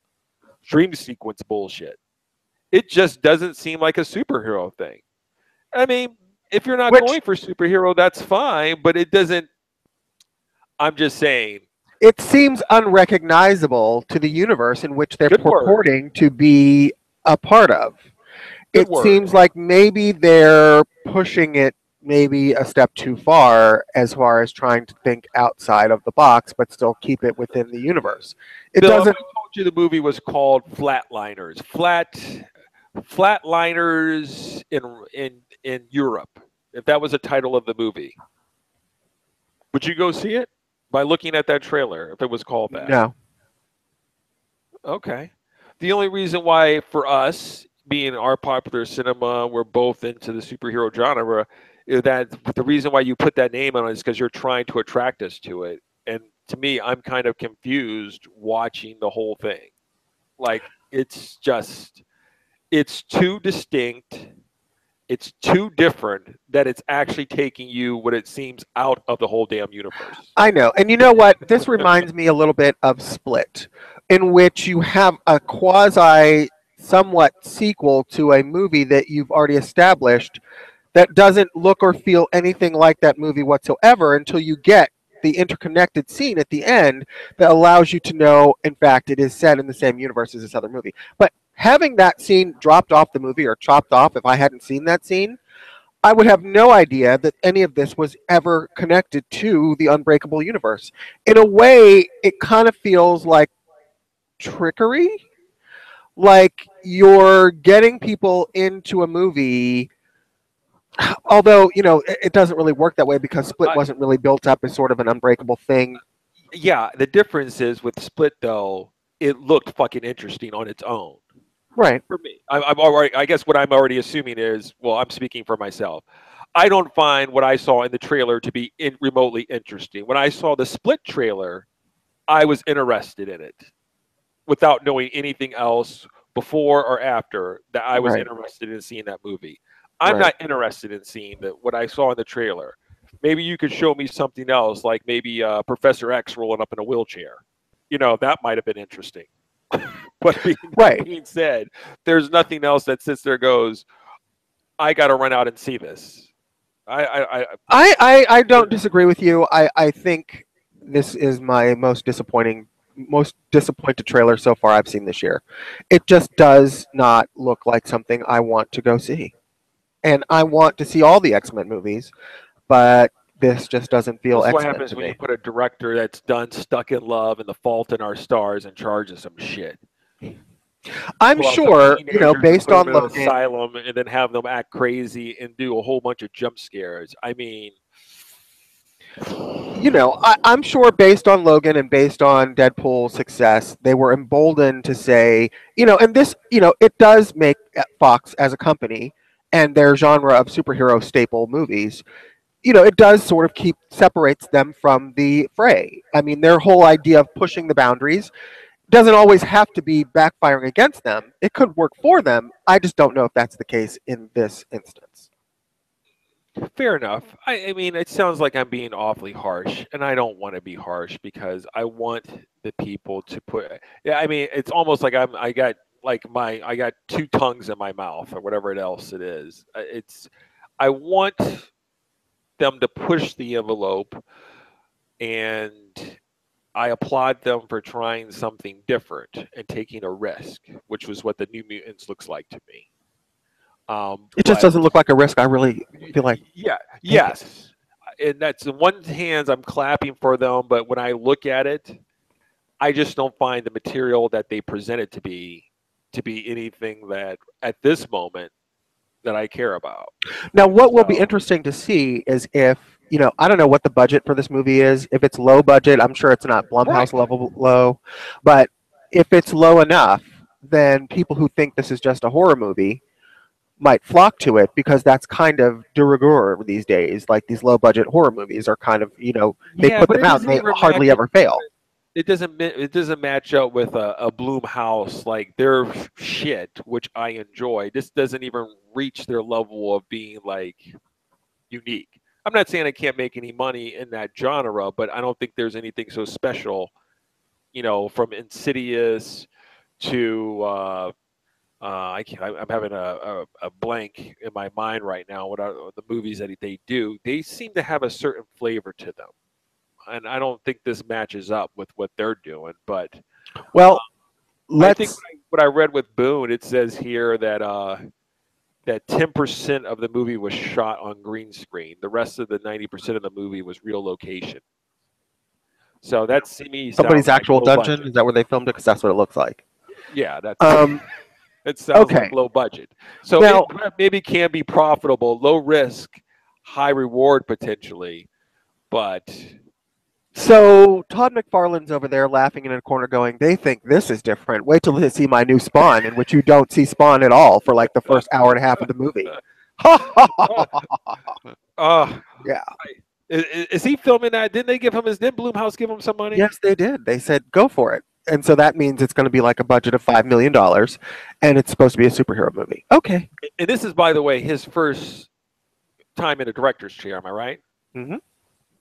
Okay. Yeah. Yeah. You know what? Listen, I'm rooting for everybody because I want to have a Spawn movie and I want to enjoy it. And nothing like having a person who created the material behind the chair to kind of direct of how he wants to go. All very cool. But I have to admit, Tell there's a that to part of David me- Lynch. Okay, he's ruined it for all the creators for me for life. So, hey, thank you for coming to the PCP Cinema. What is your name? Todd McFarlane. Okay, so what would you like to do? What would you like Bill and I? Would you like Bill and I to invest in your movie? What are you going to be doing? I'm going to do a Spawn movie. Okay, so who are we going to have playing Spawn? Well, actually, Spawn won't be appearing in the movie. Interesting. So we're going to call it Spawn, but he's going to be working off camera. It's like the idea of Spawn, not actually Spawn. Spawn is like the shadow that you see in the dark, but he's not actually there. So there'll be a lot of Okay. people walking around, looking over their shoulder, close up on their faces, going, "Ah!" Right, and then we cut Yeah. away, and then we cut back, and then they're eviscerated. Yes, very much. You know what's going to happen is this shit's going to make a shit ton of money, and then Jason Blum is going to go over to M. Night Shyamalan and be like, "I want to do a shared Spawn and Unbreakable universe," and then I'm just going to give up and say, "Throw a fuck it. I can't do it." Listen, we're not giving him any money. We're not. God bless Bloomhouse, but we're not giving him PCP money. I can tell you right No. now. So What else we're we not got? going to have to talk about Harvey Weinstein, are we? Like it's, No, it's I nasty mean, I and wasn't. seedy. Listen, that's an ongoing story. What I do have what I do find that his brother seems to be really railing on him, though. Well, I kind of think that he thinks his brother's the one that turned him in or whatever. I kind of think he might be right. But what I don't understand is, okay, so you wanted to be king of the castle, but you had to burn down the castle in order to be king? Like what? I mean, if it's true that his brother is the one that like, gave the article to the New York Times or whatever that started this floodgate from opening. Okay, so did he not realize that in destroying Harvey, he was going to end up having to destroy himself at the same time? Because I don't see how this company is going to survive. I really don't. I mean, the fucking just gonna Academy of Arts and repackage. Sciences has kicked him out. No, Okay? we're gonna repackage the company. It's I don't not think they gonna can be- do that. I mean, Well, we could it's change like, the name of it. We could change. yeah, the you name could of the change the company. name, but everyone still knows, that you're the one that poisoned the water. I mean, I don't know if changing the name is going to be good enough. I mean, you're like the fucking That's what boogeyman of he movies. I think isn't that what in the Wire? It's the same thing that at one point in time it was WorldCom, but the shit wasn't really working out, and then they changed their name to AT&T, and now look at them. I don't recall any of those people having been accused of raping multiple women and abusing sexually, dozens of others. I'm just saying. Allegedly. Right, I said being accused. Right. I don't recall that. I mean, that's kind of a taint that it's hard to get away from. So I want to get this straight here. I think when it comes down to it, when we have some sort of disagreement where I sit there and say Leia really sucks, she can't act, and then you get everything like your panties up in a bunch, are you going to be sending some sort of like videos of me or some other shit that you recorded, and you're going to send it over to like the iTunes? Wow. And you're Wow. going to be like this. Jay's had a problem. I'm sorry. We're just going to have to rebrand it. We're going to have to change PC podcast to something else. And we're, Jay's slapping the secretaries on the ass in studio. So we're just. Lucky for you, most of your, we're old men now, and most of your wild shenanigans happened in the pre-cell phone. Everyone's got a camera data age, so I really have no actual physical evidence of your misdeeds or misgivings, misdoings. So yeah, that worked out in your favor. So there's no tapes to be had. All I've got, it's got locked right up here in my brain. Listen, that's really fucked up, though. I mean, we're not going to talk. I mean, I don't want to get into the whole story, but just not having read the articles, but seeing the headlines and having if there's any truth to it, it just seems really hardcore when you have your own family members kind of like really just kind of kicking you in the balls. I mean, that just seems like you've got enough people, companies piling on you, and maybe rightfully so. But then you also have like a brother, which I would assume they started the company together that are close, and then having your brother going, yeah, he's fucked up. He's got a big problem. And I mean, just like, that's just one of those like A2? A2? Well, I mean, it's odd is that, you can't really say that he's doing it for altruistic reasons. If his brother is in fact the one that leaked the story, what was the motivation? It doesn't seem like it was to do the right thing. Fuck then. I mean, I've had you sign a non-compete agreement, but that's just because I'm trying to protect the brand. Right. I'm just saying I don't know what the motivation was if he did like blow the whistle on him, but I don't think it was just because he was trying to do the right thing. I just don't believe that. Bill, if you ever broke out to another podcast, I want you to know that I would probably be opening up like some fake Twitter or email accounts and then sending all type of nasty shit there going like, that Bill is really bringing down the show. He sucks. Really? By the way, he's also skimming off the top and he talks bad about you in the ether. I just start making up shit. So fucking retarded. All right, what else we got? Gambit looks like it's finally going to happen. Gambit, which I'm sure you're thrilled about, but they actually have a release date set now. So it's February 14th, 2019. Of course, Channing Tatum is still attached as the star. Gore Verbinski from the Pirates of the Caribbean franchise is directing. He's locked in for director. So finally, Fox has gotten their shit together with this movie that looked like it was never going to happen, but looks like now actually is. I'm excited about it. If you ask me which one I'd rather see based after seeing the New Mutants trailer, Gambit or the New Mutants, I'm going with Gambit. So, I'm not a big fan of the Pirates of the Caribbean franchise. I don't really like them. My husband has all of them and likes them a lot, but that's, to each his own. I don't think everything Gore Verbinski has ever touched is horrible. The Lone Ranger seems like something that I might get into if I ever decide to stick that Blu-ray in my machine, which I have, but I haven't seen it. So what we have here is we have the Mexican, the Time Machine, the Ring, Pirates of the Caribbean, the Weatherman, Pirates of the Caribbean, Dead Man's Chest, Pirates of the Caribbean at World's End, Rango, the Lone Ranger, all starring, what's his name? Johnny Depp. Johnny Depp, yes. A Cure for Wellness, which I did watch, and now we have Gambit. Well, let's base it on Cure for Wellness. Am I going to be getting Gore Verbinski, The Ring, Gore Verbinski? Am I going to be getting the Lone Ranger, Pirates of the Caribbean, Gore Verbinski for Gambit? I'm going to say it's going to be the latter. I'm going to say maybe you'll get some of both. I don't think so, because this is what you keep telling me, that we're here to make money, and Gambit is not necessarily Superman. So, but he's also doing it for Fox, which is the ones that are doing the shit that's outside the box. So, who knows? Maybe it will be something different, maybe less different than the New Mutants. For me, would be preferable. maybe he wants to do something like the Pirates of the Caribbean, where it's like a little like I don't know. I don't think Fox is interested in doing the standard normal sequel or, outside of the X-Men main franchise, which they're giving us Dark Phoenix again.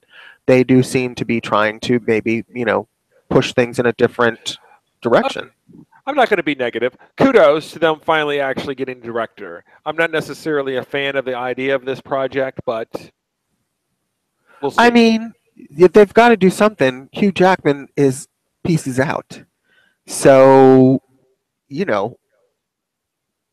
need somebody to pump up the Is it going to be the Channing Tatum Wolf Boy from Jupiter Ascending, or is it going to be a different, edgier? If it's Channing Tatum in as little clothes as possible, I'm all for it. I can't with you. I honestly can't. Which, by the way, let's just run right back to the Justice League trailer really briefly for me to say at the beginning of the trailer when they pan up on Henry Cavill and he's got his shirt unbuttoned to his navel and all that chest hair is peeking out and his head turned sideways and he talks to Lois about the wedding ring. I mean, I don't know about you, but physically speaking, Henry Cavill is a specimen that actually looks like he is Superman, and that's his actual body. Can you tone down the gayness? Can you tone it down?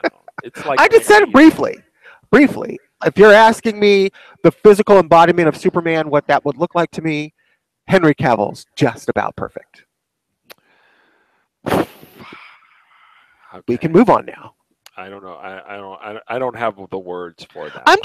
I'm sorry. In this day and age, when everybody is plucked and pulled and manscaped to death, and everybody, all the bodybuilders shave every last piece of hair off their whole bodies because they want to show every muscle-defined thing that they work out 7 days a week for. It's nice to see a freaking Tom Selleck throwback to what a man's supposed to look like, a Marlboro man. Listen, I'll respond in a straight male's view is that the heroes that are in the DCU look like superheroes from books. Yeah. They don't look like when I was turning on. Who was the guy that was playing Superman on the CW on Supergirl? Tom Welling. Or the Supergirl. Yeah, I don't. It doesn't matter. But Tyler Hoechlin is you should look like a superhero. You should physically fit the part, in my opinion. And Henry Cavill fits the part of looking like, quote, what I would think a Superman character would look like. And Ben Affleck is a fucking dead-on ass Batman too. Yeah. I don't got a problem. Well, yes, but Batman's a little bit different. Like Superman should look like he's rippling muscles. Ben Affleck is big and strong too, but he's not superpowers. Like Aquaman should look like he could bend steel because he's throwing dolphins and lifting up shit and flying. I always thought Aquaman was blonde and had blue eyes and wore an orange shirt and green pants. I'm just saying, this is not that Aquaman. I understand that's the point. That Justice League was from the 70s, by the way, okay? So the fact is, when you talk about them trying to distance it from it, it's that's not true. The current Justice League Aquaman looks the same. Aquaman in the comic book looks the same as he did in the Super Friends. Blonde hair, orange shirt, green pants. But he looks badass in the comic book. Okay, whatever. I'm just saying he still looks like a blonde, Adonis. You keep going back to the time when they had the Wonder Twins on the show with the dog. So yeah, of course they're trying to distance themselves all from that stuff. Right. Anyway, what else do we have out there in the news, Bill? What else we got popping? Those were all the stories I thought of, or I thought we should broach at some point today. Okay, I think that's pretty good. What about the Runaways trailer? Yeah, not feeling it. Well, Runaways is coming to Hulu. It's coming up next month, actually. It's actually faster than I thought it was. I didn't think it was going to come till next year. When is it coming out? November 21st. Ooh, guess who's going to be getting Hulu? Who's going to be getting Hulu? They have a special on Hulu right now. It's like $5.99 for like the standard commercial package, and then like $8.99 for commercial. Save it in my email. I'm going to be firing that bad boy up for the Runaways. Are you going to get the commercial package or the commercial free? Listen, I've been living without Hulu. I don't necessarily watch that much TV as I used to, so I would get the cheapest one just so I can. Well, unless you plan on giving me your Hulu password. I don't think so. We tried that. I don't think it works like that. Oh, okay. I find all the things that you seem to have, they don't seem to share passwords on. Yeah, you know why? Because my shit's on lock. That's why. So let me ask you a question. Did you? How are you? How is your situation with the PlayStation View working out? This shit is still fluid. I think what's like I said before, nothing's changed. I think having switched over to the View, I seem to watch less TV, but I think it's more of a product with an interface. Like it becomes a bit of a chore to get to just where I need to go on my Roku. How's the picture quality on your big TV? Does Oh, it the look picture as good quality as is your great. cable did? The picture quality is great, not an issue. This Not is an issue talking at to all. somebody who found it acceptable to watch standard definition television shows Listen, on a I high understand definition TV. exactly where you're coming from, and I should be slapped in the face for that. You're absolutely right. But when I say that the picture quality is good, I'm talking Bill good, that you would find it to be Okay. acceptable. Not like any old thing that I could deal with. On It all the is channels, is there any buffering issues? Is there any kind of like? no buffering issues, nothing like that. Everything runs like it's supposed to. It's just a matter of sometimes. Listen, it's not a problem. Obviously, using I love how you say PS4 as that my before you device. say something is a problem. Well, the actual service, there's no trouble with it. It's the devices used to access the service. I think that's more of the issue for me. Are you talking about the Roku? Yeah, I'm still talking about that. I mean, that makes it a little bit more clunky for me. So when I have to try to find a channel, with the Roku, like their interface, it doesn't put the channels in order. I think it might put them in alphabetical order, and you're just like, I don't know what I'm looking at. They put Can't you reorder them so that they would be in any order I you haven't want? seen that as an option, Bill. I haven't seen it as an option. And when Okay. it pops up, it puts up the show name and it puts the season. Like the read to be able to find out what's on seems to be very difficult on those boxes.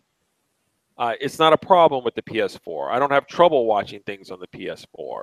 But when I go to the Roku boxes, I access a few channels. I don't even try to search because it's really not conducive to that. And I just try to watch something that I DVR'd. So what are you supposed to do? Are you supposed to get a PlayStation for every fucking wait? So you're telling me you have the PlayStation View app coming through your Roku, and that's the interface that you have the problem with. Is that correct? Yes. Okay. So the PlayStation So View app what I itself. plan on doing, the solution to that, what I'm going to be trying out, because I think they're aware of it and certain things have changed. But what I think I may try, maybe on a Black Friday, is getting myself the Fire TV. You shouldn't have to buy another device to make the fucking shit work. Listen, what am I supposed to do? It's a frustrating thing for the Roku. I can't wait to get down there. I want you to show me this when I get down there for Thor, and let me see Oh. exactly how frustrating this is, because Okay. I can't believe that you have to buy a whole nother device in order to use the damn service. You know That's what? not how it's supposed to go.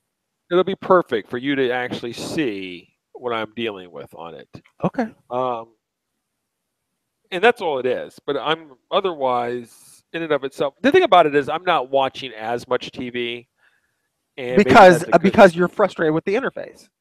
Yeah, That's yeah. really the only reason. But that's fine because then I'm doing more Netflix, and it forces me also to sit there and go. There's certain shows which you would appreciate. It's one of those things like sometimes, I like to just see what's on and I scan through. Now I'm like, all right, there's only certain things I want to watch. I DVR them and then I pull those up. I don't really sit there and just put on, some sort of infomercial station. Right. I'm watching something specific if I have it turned on. Anyway, so I see Netflix is raising their prices. Yeah, like 10%. I heard. Is that right? So are you gonna increase your payments to me for? Sure. We can PayPal now. I can PayPal it to you. Wouldn't that be fun? How do you feel about the PayPal now? I think it's actually genius. Like, if I would have known it was this easy, I would have done it a long time ago. But who knew? I mean, who knew?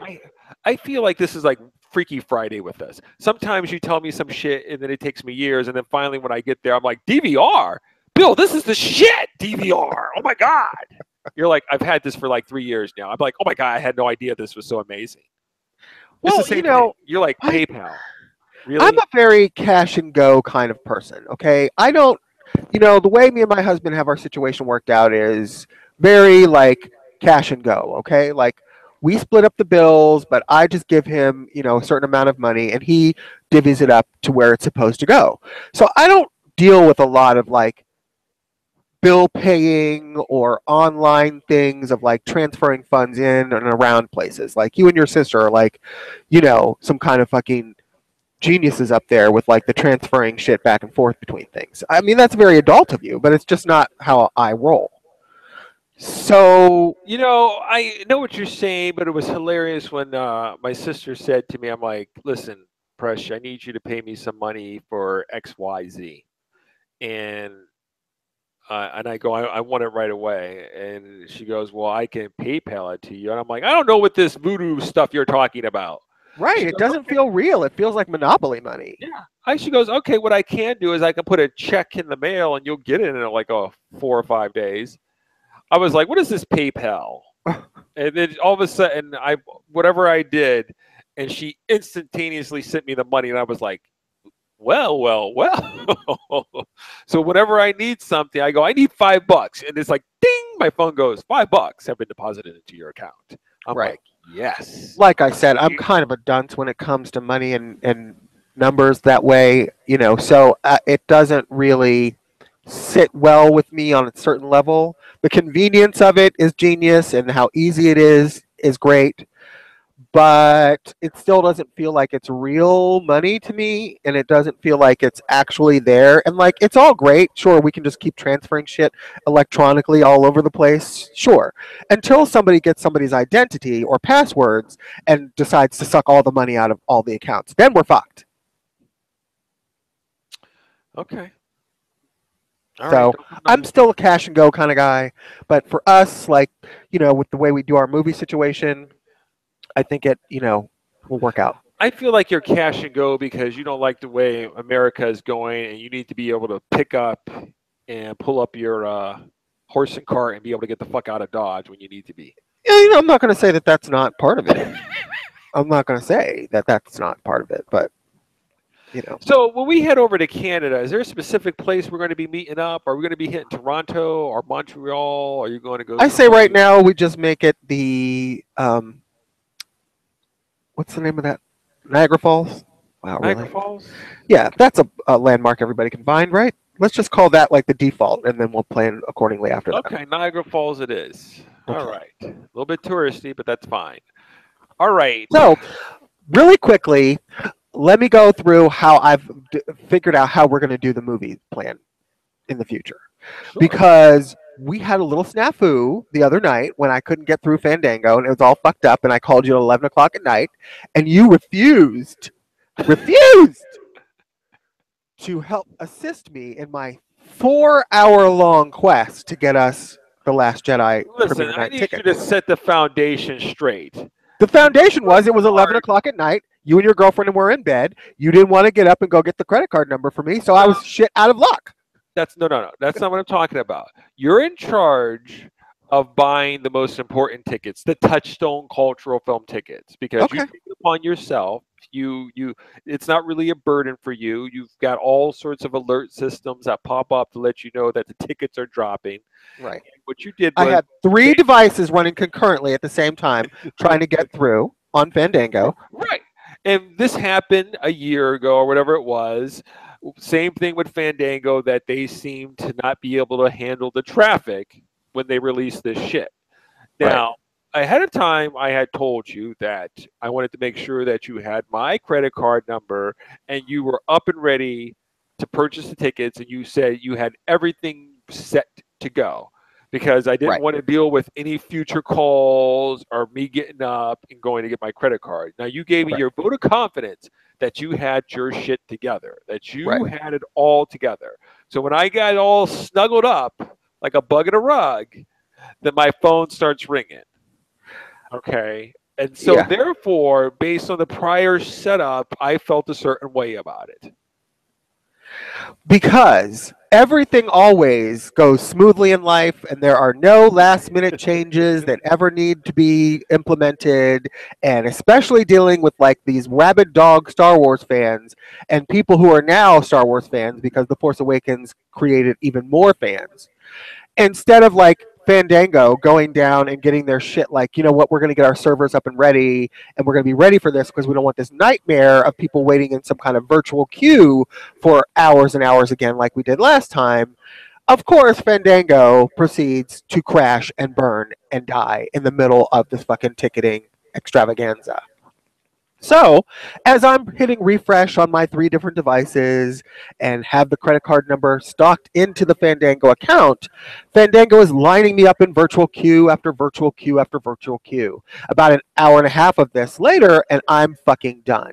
So, I go over to look at other ticketing applications. Atom Tickets is the one we went with, but there's movietickets.com, which is now being acquired apparently by Fandango, so we're fucked on that front.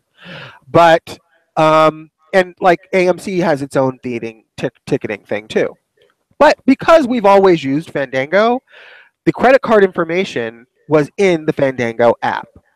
So by the fact that I couldn't get through on Fandango and had to go through another ticketing app, did not allow me to access the credit card information. So I had to call to get the credit card information. But lo and behold, you apparently were cuddled or snuggled, or I don't know what the fuck you were doing over there at 11 o'clock on a Monday night. My woman was sleeping peacefully, and I did not want to disturb her. Really? Because I don't suppose you turning over like a half a turn on that, like, mattress stuffed with like bird feathers that doesn't actually have a spring in it anyway was actually going to disturb her from her slumber anyhow. So I'm here desperate, sweating, sitting in my room at 11 o'clock at night, hitting refresh on Fandango, and I text you an emergency text. I need to get that credit card number right away. No, first of all, I called. I actually called at 11 o'clock at night. Now, mind you, this is a phone call that never comes from me. At 11 o'clock at night, you could consider me not ringing your phone. That's how it usually happens. I never ring your phone that late at night.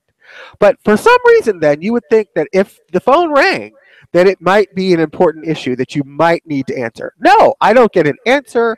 I get a nasty text like this. Stop calling! You know what?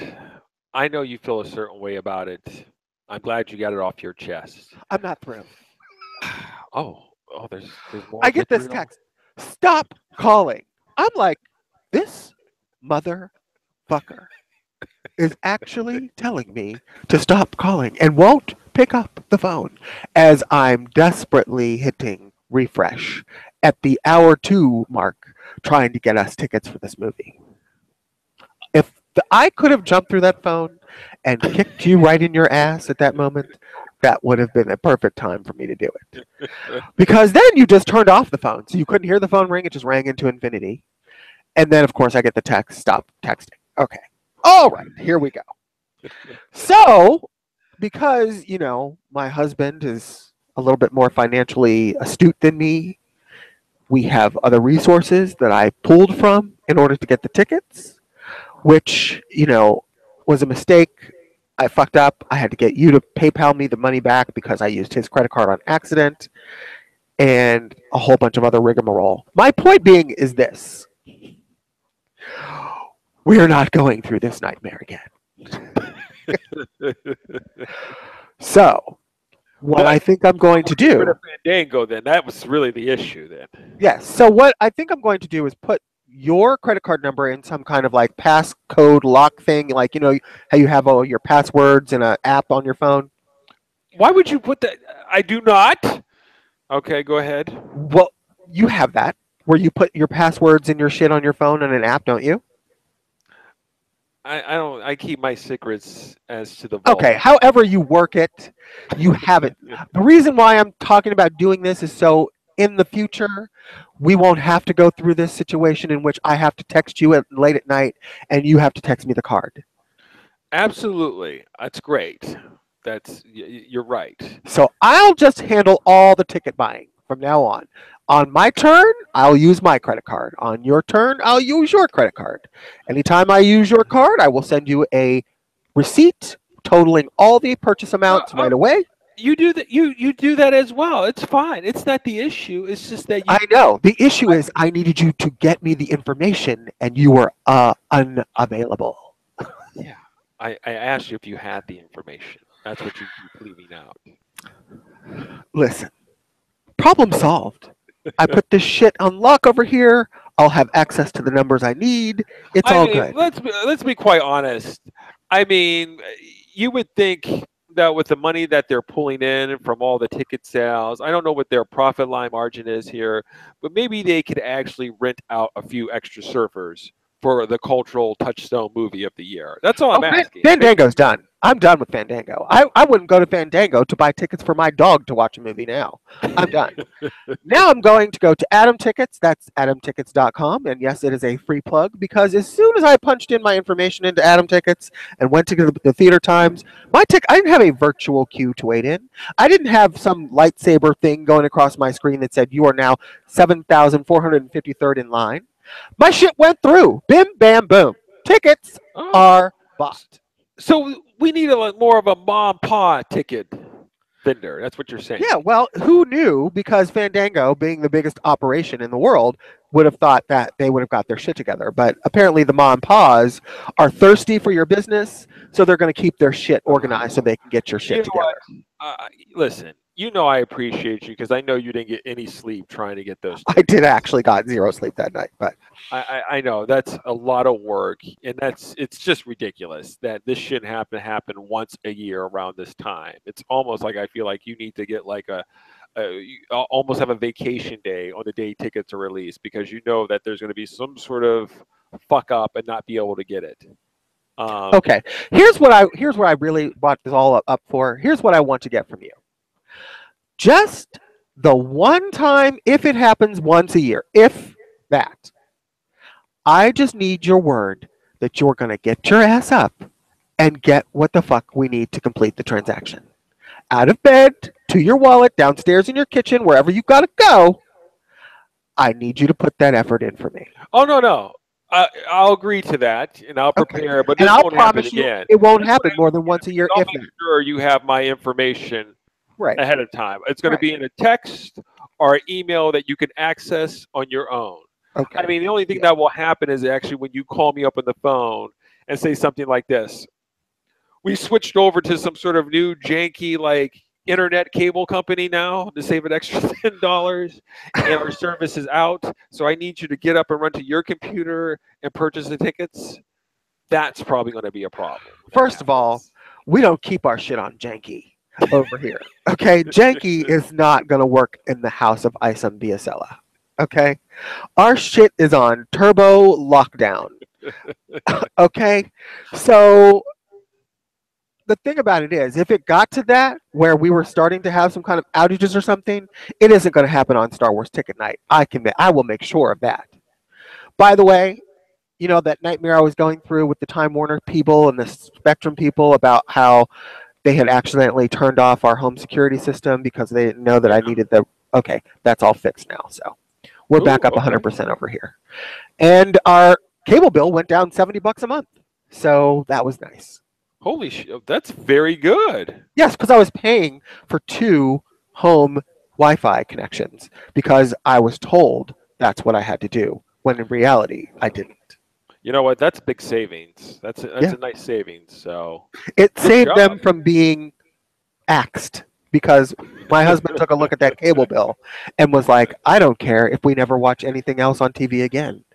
This isn't going to work. So their retention department was like, you know what? I think we might have pushed him too far. I mean, we've had him recording for the previous years. He was just a little bit upset with us. We knocked off $3 and he went away. But he's really, really pissed this time around. Yeah, the $271 mark was really what pushed him over the edge. $250 is bad enough. $270 is unacceptable. Did you see? You saw the article I sent you about I mean, this has been going on for years. The people cutting the cords, but it's interesting to see the more and more like people fall off, and the more services that allow you to cut the cord, how they're getting more popular. Maybe we should be investing in cord cutting services. Maybe we should be getting in some sort of View or YouTube Live stock. Well, I told you we're just sort of waiting for DirecTV Now to get their DVR shit game together because that's what we're waiting for is a DVR that's got more than a 28-day window, which is what the PlayStation Vue offers, and unlimited or at least a lot of storage space because sometimes we don't watch shit within 28 days. I mean, I don't want somebody to be putting me on some kind of leash to say you've got X amount of minutes to watch this show or you're out of luck. Fuck you. That's the whole point of having a DVR, so I can watch it at my leisure. Okay. Did you watch the thing? Okay. Yeah. So that's what we're holding on to, and now even though they've taken our bill down, Spectrum's got some shit going on. Like I don't know if you're aware, but Spectrum is about to lose all of the Viacom channels in some kind of digital rights dispute that they've got. So like all the MTV networks, the VH1, Spike, all of that logo, that's all about to be axed off of Spectrum. So, I mean, they're forcing us to go some other way, regardless of whether they reduce our bill or not, because they can't get their shit together. Oh, I've noticed that with some of the articles I see generated, like Views losing a few channels here and there. I don't know if it's contract year, but it seems like people are having trouble with that right now. Yeah, I think because it's a fast-changing marketplace. All of the cord cutting that's happening, all of these other services that are sprouting up and vying for people's dollars and offering people packages and deals, according to their needs, instead of saying you have to buy everything or just to get one or two channels that you want. I mean, this is sort of creating a sort of conundrum within the industry. Like they don't know what to do to sort of stop the bleeding. You know what I mean? Okay. So what are you watching tonight? What's on your tap for you tonight after we get off here? Sure. I am watching the extended television cut version, which is on Blu-ray for the first time, of the original Superman the movie. Now, the issue is that the Blu-ray, because it's been taken from a third-generation print of because here's what happened in the 80s. When you remember when it used to be a big deal, like when when movies would come to TV for the first time, and it would be like, oh, we're getting on free TV, not on HBO or whatever, but like back in like the early 80s, Superman the movie, like the premiere on television was like a 2-night event. And what they used to do was they used to get all this like deleted footage and pile it up into the TV version and make a longer version on the TV than you saw in the movie theaters. They did this with Halloween, the first movie. It was kind of a thing to do back then. And so now that for the first time they've released this version that's actually got 40 minutes more of footage that was cut out of the theatrical version of the movie in what's called the TV version, which I've never seen because it's been out of print since they only aired it twice, and I've never seen it.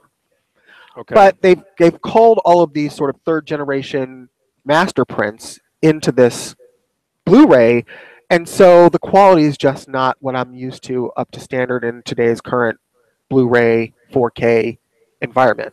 So it's difficult for me to sort of sit through some of the grainy scenes where they've used like a secondary print to put the extra scenes back in. It's almost like a toss-up between, do I want to see this sort of snippet of a scene? Because there's not really a lot of significant scenes in. There's a bunch of little snippets, like extended parts of scenes that were already in. But the quality's just not there. So I'm kind of stuck between, do I want to see all of the footage, no matter how bad it looks? Or can I live without some of this footage in a better version of the movie, which is also on Blu-ray?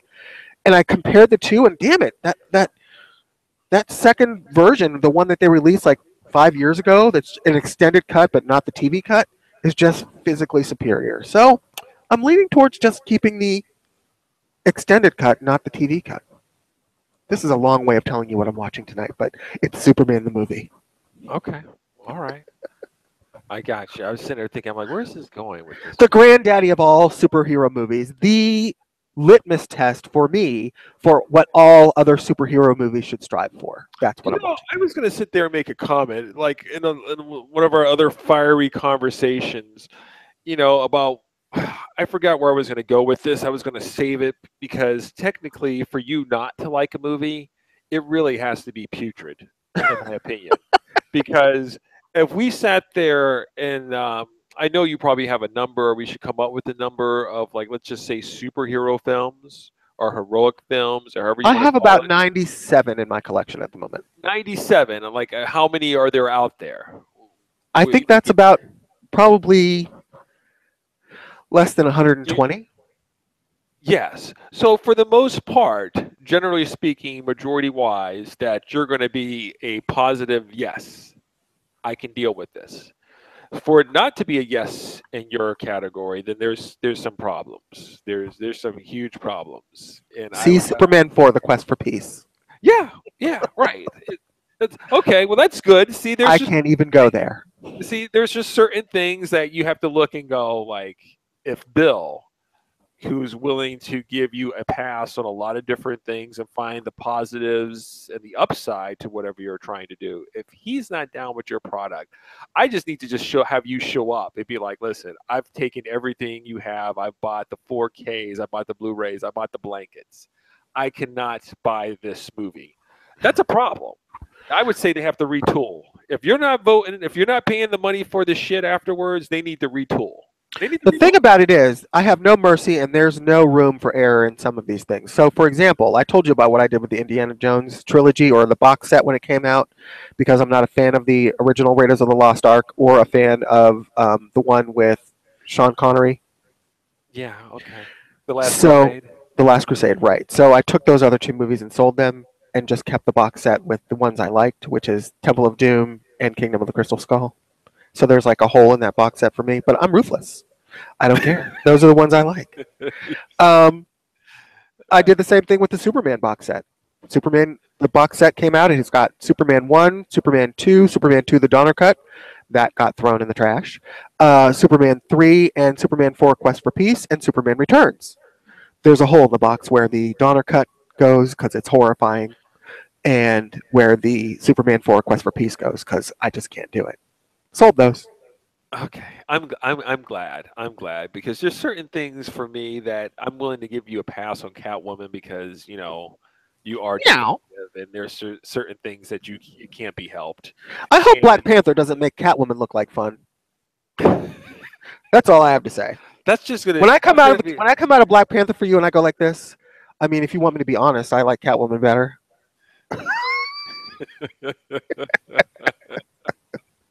Are you going to have some kind of feelings about that? No, I'm not. I'm not going to have I'm not going to have a certain way because there'll probably be one or two scenes where they're going to go over the top for me, and I'm just going to kind of have to just look at you and be like, okay, all right, I don't know what that's going to be. I want Black Panther to succeed. I need Black Panther to succeed. But so I think for me tonight, I think I'm going to work some more in the basement. I don't have a movie per se to watch. I watched Baby Driver this morning. I heard it got a lot of acclaim. Yeah, whatever. I gave it a pass, but I think it's something I could live without. Certain movies where like part of the whole idea is like it's a movie soundtrack.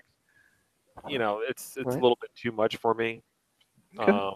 But I like the concept of what they were trying to do with him, and there's something interesting. Are you watching The Inhumans, or are you not on that? The what? The Inhumans.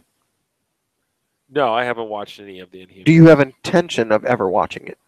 I may. I feel like I should give like an episode 1 a try, but I haven't. Have you watched the second episode of The Gifted? I did not. And because here's how it is. We sit down, we watch our shows. It goes in order in general of enjoyment, an order of enjoyment. Like which shows do we like the most, and which shows do we like less, and which shows do we like less still. Of our current shows that we're watching, The Gifted is probably the one we both like the least. So when it comes down to the order of watching shit, because this weekend we only had one night to hang out because my husband had to go to a wedding on the other night, and then he works tonight. So we really only had one weekend night, and we said, what do we want to watch? And we sat down and we're watching this Face-Off spin-off called Game Face on Sci-Fi, and then we tried the new Dynasty, which we both enjoyed a lot, and then we watched Gotham. So the fourth show in that list would have been Inhumans, and then the fifth show would have been, in order of preference, The Gifted. So The Gifted just gets kicked off to the next night. And I'm not sure we're ever going to get back to it. Oh, okay. So, did you watch the second episode of The Gifted? I haven't, but I still I probably will give it one more episode. I didn't per se hate it, but I think as we discussed before, I just didn't really feel like it was something I've already seen before. Like it didn't really feel fresh. Like some of the it effects really did, didn't. But I think for me with some of those things, the characters themselves have to drive it. Like I'd be okay with it. But sometimes when you look at it, like the powers are all the same. I've seen these before. They're just basic powers. They're not really kind of doing a different spin on it. And listen, when my husband turns to me and goes, "This is just like every other superhero show. It's the same thing," then I know I'm in trouble.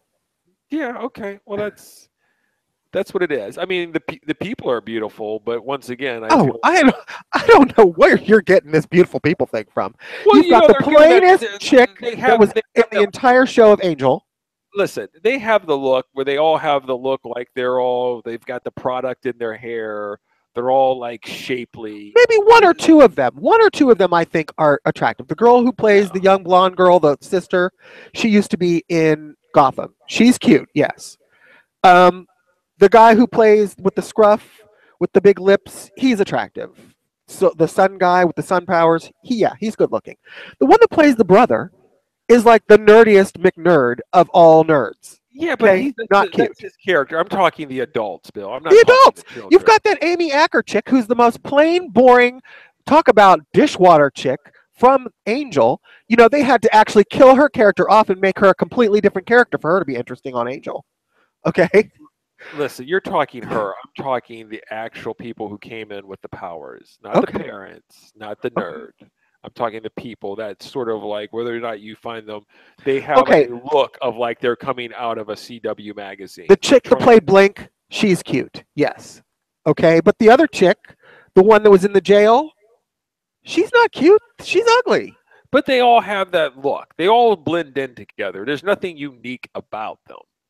So, like their powers, the people themselves, there's just some sort of blandness. The whole thing for it to have been directed by Bryan Singer should, I feel, have felt more fresh and less retread.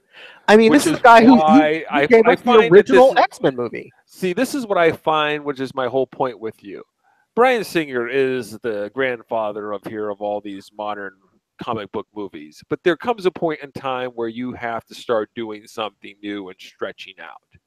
And it's the same thing at some point in time here. Like you keep going to this well, and you've got to move on. Either do something else, do a different project, do a different thing. But you can't keep doing what you're doing because eventually the people are going to turn on you and be like, "This is not fresh." This is why I want sort of Simon Kinberg to be off of shit, because unless they're going to go in a different direction, it's like you're not giving me something new. You're going to give me another big bad, and we're going to do this shit round and round again. And it's kind of like, it's going to continue to make less and less money. You're going to get your chance to see whether Simon Kinberg can step up to what you need him to do for you at your plate very soon, because he is the director for Dark Phoenix, which is the third of the X-Men movies that are coming out next year. Kinberg is going to disappoint. I know where this is already going. I don't necessarily. See, I'm not giving it that much of a Kinberg is not. spin. Let's not like Kinberg is somehow bringing some shit that's like fucking groundbreaking. He's like with some of the other directors who can handle a budget and can write out a story.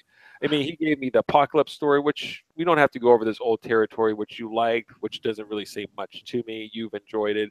But it's the same thing here. Apocalypse being one of the biggest, baddest villains is once again wiped out. And now we have to deal with the Phoenix. This will all be wrapped up in 2 hours, and then we move on. No muss, no fuss. My excitement none of these things have any type of permanency or grandiose thing to it. It's almost just like, let me just be entertained for 2 hours in June and going about my business. It's disposable. My excitement for Dark Phoenix doesn't really have a lot to do with Simon Kinberg, I'll be honest with you. It has more to do with the fresh talent that I think that they brought out in Apocalypse. I think Sophie Turner will make a great Jean Grey and whatever Phoenix version of character they go with. I think she was one of the most standout parts of Apocalypse. Um, and I'm interested to seeing what these new kids bring to the fray. I think the kid who played Cyclops was also fresh and interesting.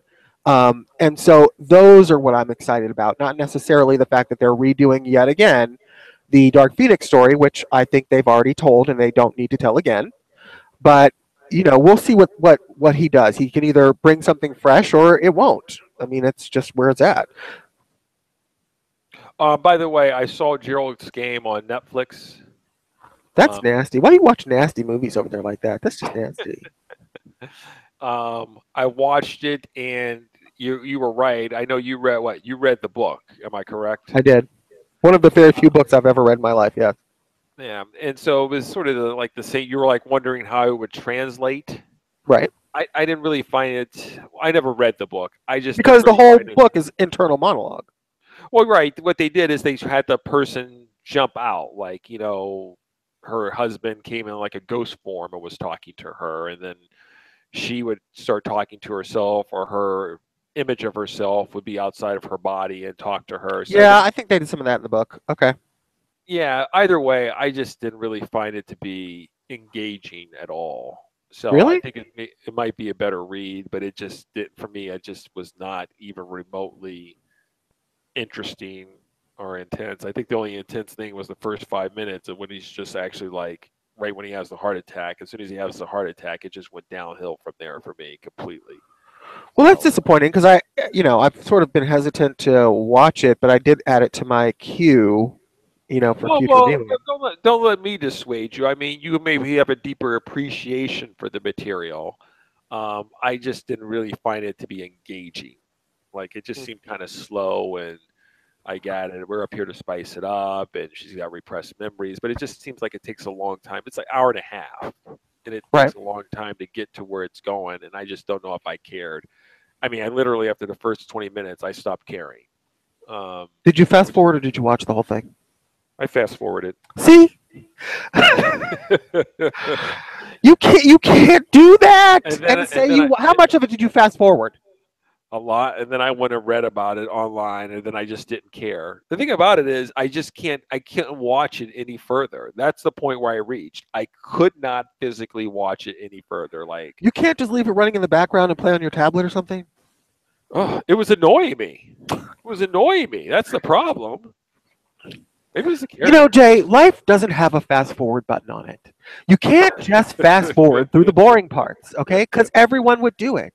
You can't. You just got to sort of buckle down and take the lumps with the good parts. And then you say, overall, this was a good experience or it wasn't. But you just can't fast forward through the whole thing.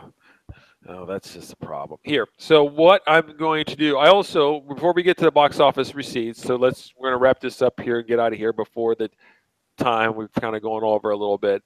I've already talked to you about it, but I want to throw my 2 cents out there on the air. Did not like The Mummy. Big fan of Tom Cruise. Big fan. But this Mummy for this Dark Universe was just really just ass putrid. And did you see Dracula Untold with Luke Evans? I did not, because I own it, and then I felt like, I've already seen my definitive version of Dracula, and I don't know how many different versions of this story I needed to have told. So if they were going to make him part of like the Dark Universe, which they had sort of hinted that they were until it made $5, then I would have found a motivation to watch it. But as it is now that it's sort of like bastardized on its own island, I don't know if I really need to see it. I enjoyed Dracula Untold. All being said and done, I like Luke Evans as as an actor, and I do too. I enjoyed Untold. I don't think it was something like I sit there and go like this, like, oh, this is so great, or this is like whatever else. But I thought it was a different, unique take on the story, and it wasn't filmed in some sort of like what I would call like Lone Ranger, Pirates of the Caribbean style. Like it had a tone to it that was different. I mean, The Mummy isn't like Van Helsing, but it's got the trappings of all that type of stuff. It just looks And low rent to me. The whole thing well, looks like low rent. It looks like Queen of the it, Damned. listen, it was low rent, and the girl paying the mummy is low rent, and the whole ending and Even with it's Tom just Cruise in it, it's still low rent. How is that possible? that's how is it possible? I mean, when I look back on all the Tom Cruise movies, like 95% of the movies he's in, I enjoy because he's just one of those actors that just elevates the shit for me. Right? Like I'm in. This here is just one of the few, the 5% where I'm just like, this is just an F. And I'm so passionate about it because like this is just really bad.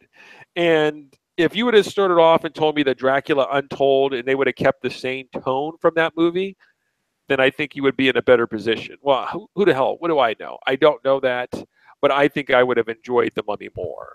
Right. And that's and who knows? I can't see them, to be quite honest with you, doing a Bride of Frankenstein unless they spend like 30 million bucks on it. But if they want to spend like 100 million bucks and do some more special effects, I think that's just a waste of time. Um, it's just a poor setup. It's a poor I mean, setup. I don't know. The whole sort of way, I guess they sort of tried to backdoor the mummy into like the Iron Man position, like Marvel did. Like they took a sort of sea-level character and tried to make it so that it's relevant to today's audiences and Sure. then build a universe around that the way Marvel did with Iron Man. But it just didn't work that way. And I think it's weird that they started with such a low grade character when the big three seems like where they would have started. Like Dracula Untold was, if that was going to be it, then they should have maybe moved on to Frankenstein or the Bride of Frankenstein, and then then third or fourth in after the Wolfman, then Mummy. It just seems like they were making a character that not a lot of interest existed for into something it wasn't, and it sort of backfired on them. But again, it worked for Marvel, so maybe that was the thought that they were And I trying to and go I with. think if I'm thinking about it, looking at it, I think in this scenario here, what was that movie with Jack Nicklaus? Was it The Wolf he did with him Yeah, it was and called Wolf. Yeah. I think you needed somebody stronger presence, actress, character to be playing the mummy. I mean, I understand the focus is on more or less Tom Cruise's character, but the girl just wasn't that engaging or frightening or intense. It's just really like a basic type of Right, and what was mummy. Tom character's name in the movie? What was his character's name? Oh, I can't even remember. Well, and that's the thing. That was it, whatever it was. The movie wasn't called Tom Cruise's character. It was called Mummy. And then for them to make the Mummy like the least or a lesser interesting character in the movie seems against the whole idea of making a movie called The Mummy. Why would you do that? Yeah, his character's name was Nick Morton. Yeah, why didn't they call it Nick Morton? Because no one gives a fuck what Nick Morton is. But then you give the Mummy sort of this bland, sort of lifeless character to develop, and no one cares. Shock. I mean, based on the trailers alone, I wasn't. I didn't make it a priority to get there to see it. Not that it means anything to anyone here. I know we go back and forth on this. It's got 16% on Rotten Tomatoes. Yeah, that doesn't mean anything, though. I know, but it actually jives with what I believe. Right.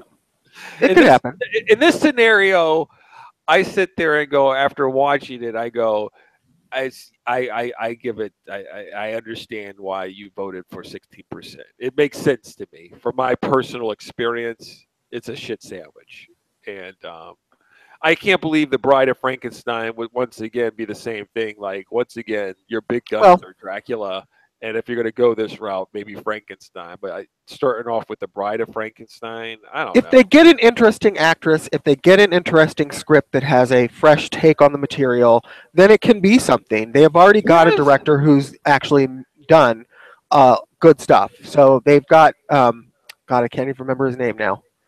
But he's really good. And Who are you Bill talking about? Who Condon, are you? Bill Condon for Bride of Frankenstein. What has Bill done? Well, the last thing he did, I believe, was Beauty and the Beast for Disney. He directed a Twilight, I think the final Twilight movie. He directed a movie called Gods and Monsters with Ian McKellen playing James Whale, the creator of all these Universal monsters. I see. He's done some good stuff. Well, you know what? They need to do something different than what they're doing now. So Well, I think that they are maybe going to scrap the whole. I mean, look, the whole universe concept is not really strong on its strong legs right now in Hollywood. Partly due to the fact that the Dark Universe didn't launch properly, yeah, partly it's due to unfortunate. Warner See, this is saying that. what I can't stand because it's almost like the people come out with something and go, "We're going to start our universe," and then it fails, and the people are like, "Well, I guess the universe thing is kind of weak," and it's not really. You have to take into account that maybe the product that you put out was weak. It's not like somehow the people are going to just be rejecting, like, we don't want universes. It's almost like we want, like, if the X-Men 1 movie is good, I want 2, 3 more of that shit. If it sucks, why would I want more? So it's kind of But like if you give me something, it's not like I'm not going to want to watch part 2. Because if they give me Beauty and the Beast. That's not how Hollywood operates. They operate on a very knee-jerk reaction, very sort of like reactionary way. That's how they do it. They don't take into all the considerations, all the different varying factors. They get in a meeting and they get a bunch of people in a think tank and they go, well, this movie failed. Why is it? Well, this actress, she's been caught molesting kids. Okay, well, all other actresses then have to be relegated to supporting characters because obviously it's a lead actress thing that people don't want to see. Okay, that doesn't make sense, but it's knee jerk, and that's how it works. So I guess Hollywood operates in the sense that I have to answer the door in my bathrobe and then offer girls under the age of 18 alcoholic drink while I'm wearing nothing but a banana sling. Is that how it works? Is that the Hollywood we're talking about? No, the Hollywood we're talking about. Movies are failing because they're exhibiting poor judgment, Bill. It's poor judgment. You know what it is, Jay? It's basic judgment. They exercise basic judgment. And yeah, they go with the easiest route to get less problems and more profits. You know what? You call it what it is. You want to use the word universe, call it what it is. If the movie is successful, then we'll be getting a part 2 or some sort of prequel afterwards because they're not going to let it die. We're going to keep trying to get as much money out of this as we can because it's worked well. Yes, so we'll see. Way, it will create a universe even if you don't use the word. They could have came out with The Mummy, and if it would have made $300 million, they're like, you know what? We're going to do a Mummy 2, maybe The Bride of Frankenstein. They would generate the shit because they would want it. The fact that they were trying to get the whole thing like, hey, by the way, we're trying to be cool. We're doing our dark universe and shit. We've got Russell Crowe playing Dr. Jekyll. How cool is that? Yeah, universe time. Yes. Yeah. We will see how fast Warner Brothers and DC turn around on their whole non-universe thing. If Justice League makes a tremendous amount of money and is successful, suddenly they're going to be like, well, the cinematic universe is where we were heading all the time anyway. We never intended to back off from the cinematic universe. That was something that was put out in the press, but it wasn't accurate. You watch. That's how it works. We're exactly where we're supposed to be. I feel like it's very much like a Trump thing. Things are going fine. Things are great. Listen, we can be happier with our products. We know we don't have a director for The Flash, and we lost 4 directors, but it's all part of our vetting process. We wanted to take time and do The Flash right, which is why it's taken us 4 years to find a director. There are no other directors besides Rick Fukuyama that were possibly within the realm of possibility until we found Joss Whedon. It shows you the care that we're taking, the attention to detail. Right. And then Joss Whedon was caught diddling the maid, and you don't hear shit else about Batgirl. All right. Cha-ching, cha-ching, cha-ching. Obviously, we don't have any special effects because somebody fucked up our shit. For the weekend of October 13th through the 15th, 2017, the number 1 movie is your boy, Blumhouse. Happy Death Day. Happy Death Day. That's Blumhouse or Blumhouse or whoever else? It is. I didn't know that. Yeah, it's Blumhouse. Guess how much movie the cost to make?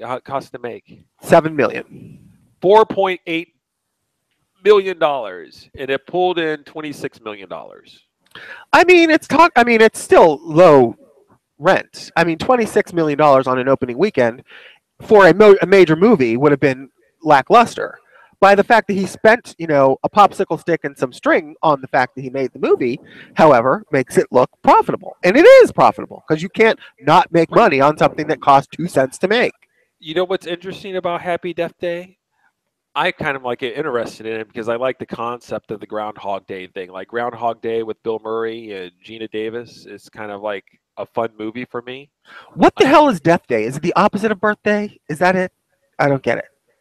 well, yeah, she dies and then she wakes up and then she tries to solve her murder, but she keeps dying, obviously. But she keeps closely, Okay. solving the All right. clues. It's Okay. the Groundhog. It's a repeat over it, but it's more in a teen setting, like girl in college type of thing, a frat party.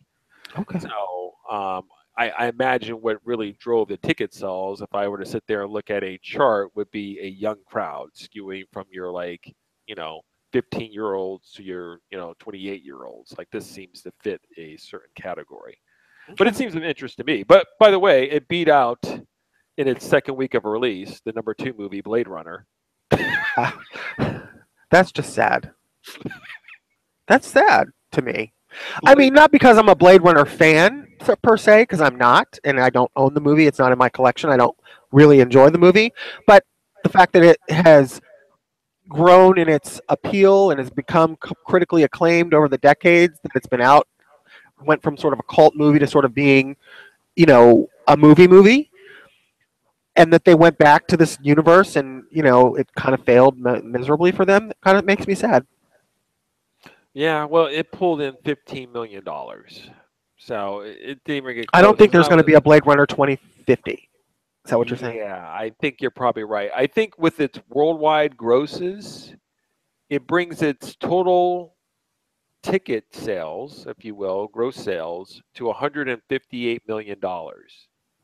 I would never have guessed that. If I would have thought any movie this fall would have been a lock for a hit, I would have guessed Blade Runner. So I don't fault them for $158 making it. million. By the way, it costs $150 million to make. Right. Yeah. What was interesting, did you read that article I sent you on the 10 reasons why maybe Blade Runner failed? I do, but I hate those articles I because I know. find it to be armchair quarterbacking. It's easy to say why It it is should. armchair quarterbacking, but I did find it to be interesting. The one thing, if I recall, out of the whole thing, a lot of that stuff was disposable. I agree with you, is that the original movie in and of itself wasn't a hit. Right. And so it's kind of like odd to kind of look back on it that it's gained some sort of status. People love it. It's, at film schools as being a great movie, but at the time it made 10 cents. And it's kind of funny when the person was just like, but somehow along the line, we think that somehow that a movie made 10 cents, that audience would somehow turn around and rush out to see it. Well, yeah, I Um, mean, because of its reputation. I mean, I think anybody of us under a certain age, the majority of fanboys, again, these can't always be the indicators well, of success. what's going to Um, be interesting though is like when I finally see this movie on DVD. It's got all the accolades, but this is the same thing it was for Arrival. I right. like Dennis's The Prisoners movie. I didn't think the Arrival was anything special and boring as shit. So, but with Blade Runner here, um, it's going to be funny when I walk out and go like this. This movie was really, really good. It just didn't find a box office audience. Just like Which Blade Runner, just like the original Blade Runner. Maybe it's slotted for you'll be considered great years later. Right, which is fine, except for when you have a company and board members to answer to and people who want profits, and then you go, well, you'll Oh, get your profits on this movie. It's just going to take 3 decades. People are oh going to look no. at you like you have four heads. Oh yeah, No, it's a wrap. It's $150 million budget. I'm sorry, it's a wrap. right? No, you can't. I mean, it's you can't build a successful company on something that will grow to be a hit over decades. That's just, I mean, financially, it was a mistake. There's no way to get around that. Um, Financially, it was not sound. What's interesting is that the Blade Runner barely beat out the number three movie, and it's a Jackie Chan movie called The Foreigner. Um, Wow. which on a production budget of $35 million has worldwide made $101 million. So maybe in another few weeks here, the Foreigner might be able to catch Jackie Chan might be able to catch Ryan Gosling and Harrison Ford.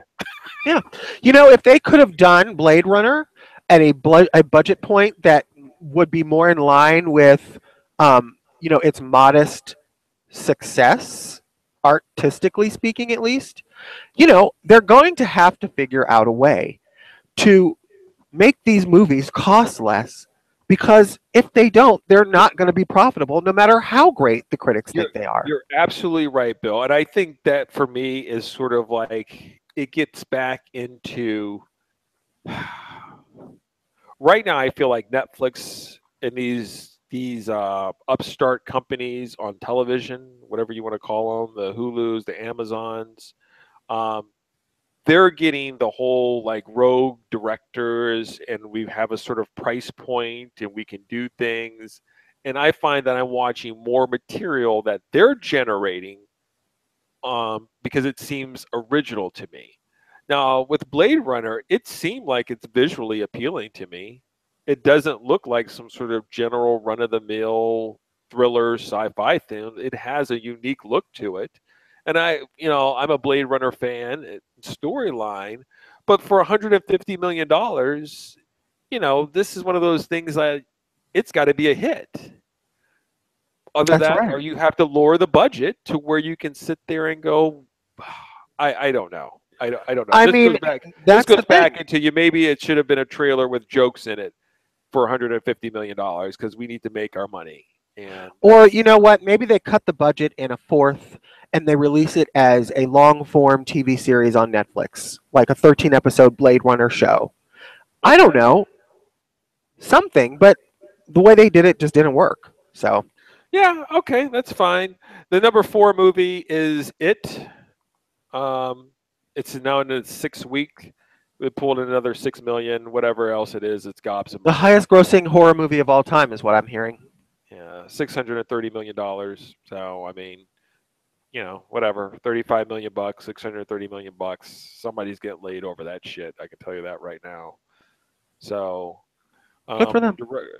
the director is Andreas They, Muschietti. okay, never heard of him. He did Mama. Never seen it. That was another horror movie I saw of his, but apparently now maybe he might be the toast of the town. Well, if you make that kind of money on a movie that cost, how much did it cost? 35 million. Yeah, that's nothing but profit. Now, the number 5 movie, the last one here, is The Mountain Between Us, starring my boy Idris Elba. So, and Kate Winslet. I wish it would have made more money, but well, I'm going to put it its worldwide total. It's up to 30 million. It costs 35 billion to make. It's up to 30 million. Yeah. So it's When only will these gonna people get it? Send this shit to Netflix. So Tom Cruise's American-made movie, which cost 50 million, probably cost that much to pay Tom Cruise what it costs to make American-made. Right. It's up to $112 million, so it's actually making more money than a lot The of mountain between us. Yeah. You know what the mountain between Kate Winslet and Idris Elba is, right? It's in his crotch. All right. So everything else out there, I don't know. I don't see anything else that seems of interest here. My Little Pony, the movie, Really? sort of 4 million. Really? Okay. All right. Let's wrap this up. Daddy's hungry. Okay. Well, Bill, I'm not going to play the music. We're just going to. It's been a pleasure for all the people listening to our long ass show with no music and no prompts. I mean, it really is. The sound of our voice is enough. We give it to you raw. No condoms here. Barebacking. That's what we got today. Bareback. Bareback podcast. And that's why I have to hit the explicit button for our podcast. What do you want me to call this whole thing? What do you want me to call it? Oh, hell's bells. I don't know. It's something with the word trailers. Bill wants to be the last Jedi. What do you think about that? Bill wants to be the last Jedi. Yeah, that works for me. Sure. Okay. All right. Do you want to be Bill is the last Jedi or Bill wants to be the last Jedi?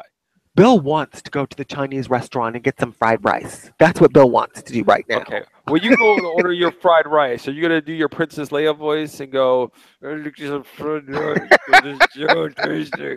I got a lot of-" You're such a dick. Wow. I don't know All why right. you're going to talk I've about my been girl like that. It's been my pleasure to be your co-host, Payne. And I'm Bill. We'll see you in 2 weeks. Peace out. Bye.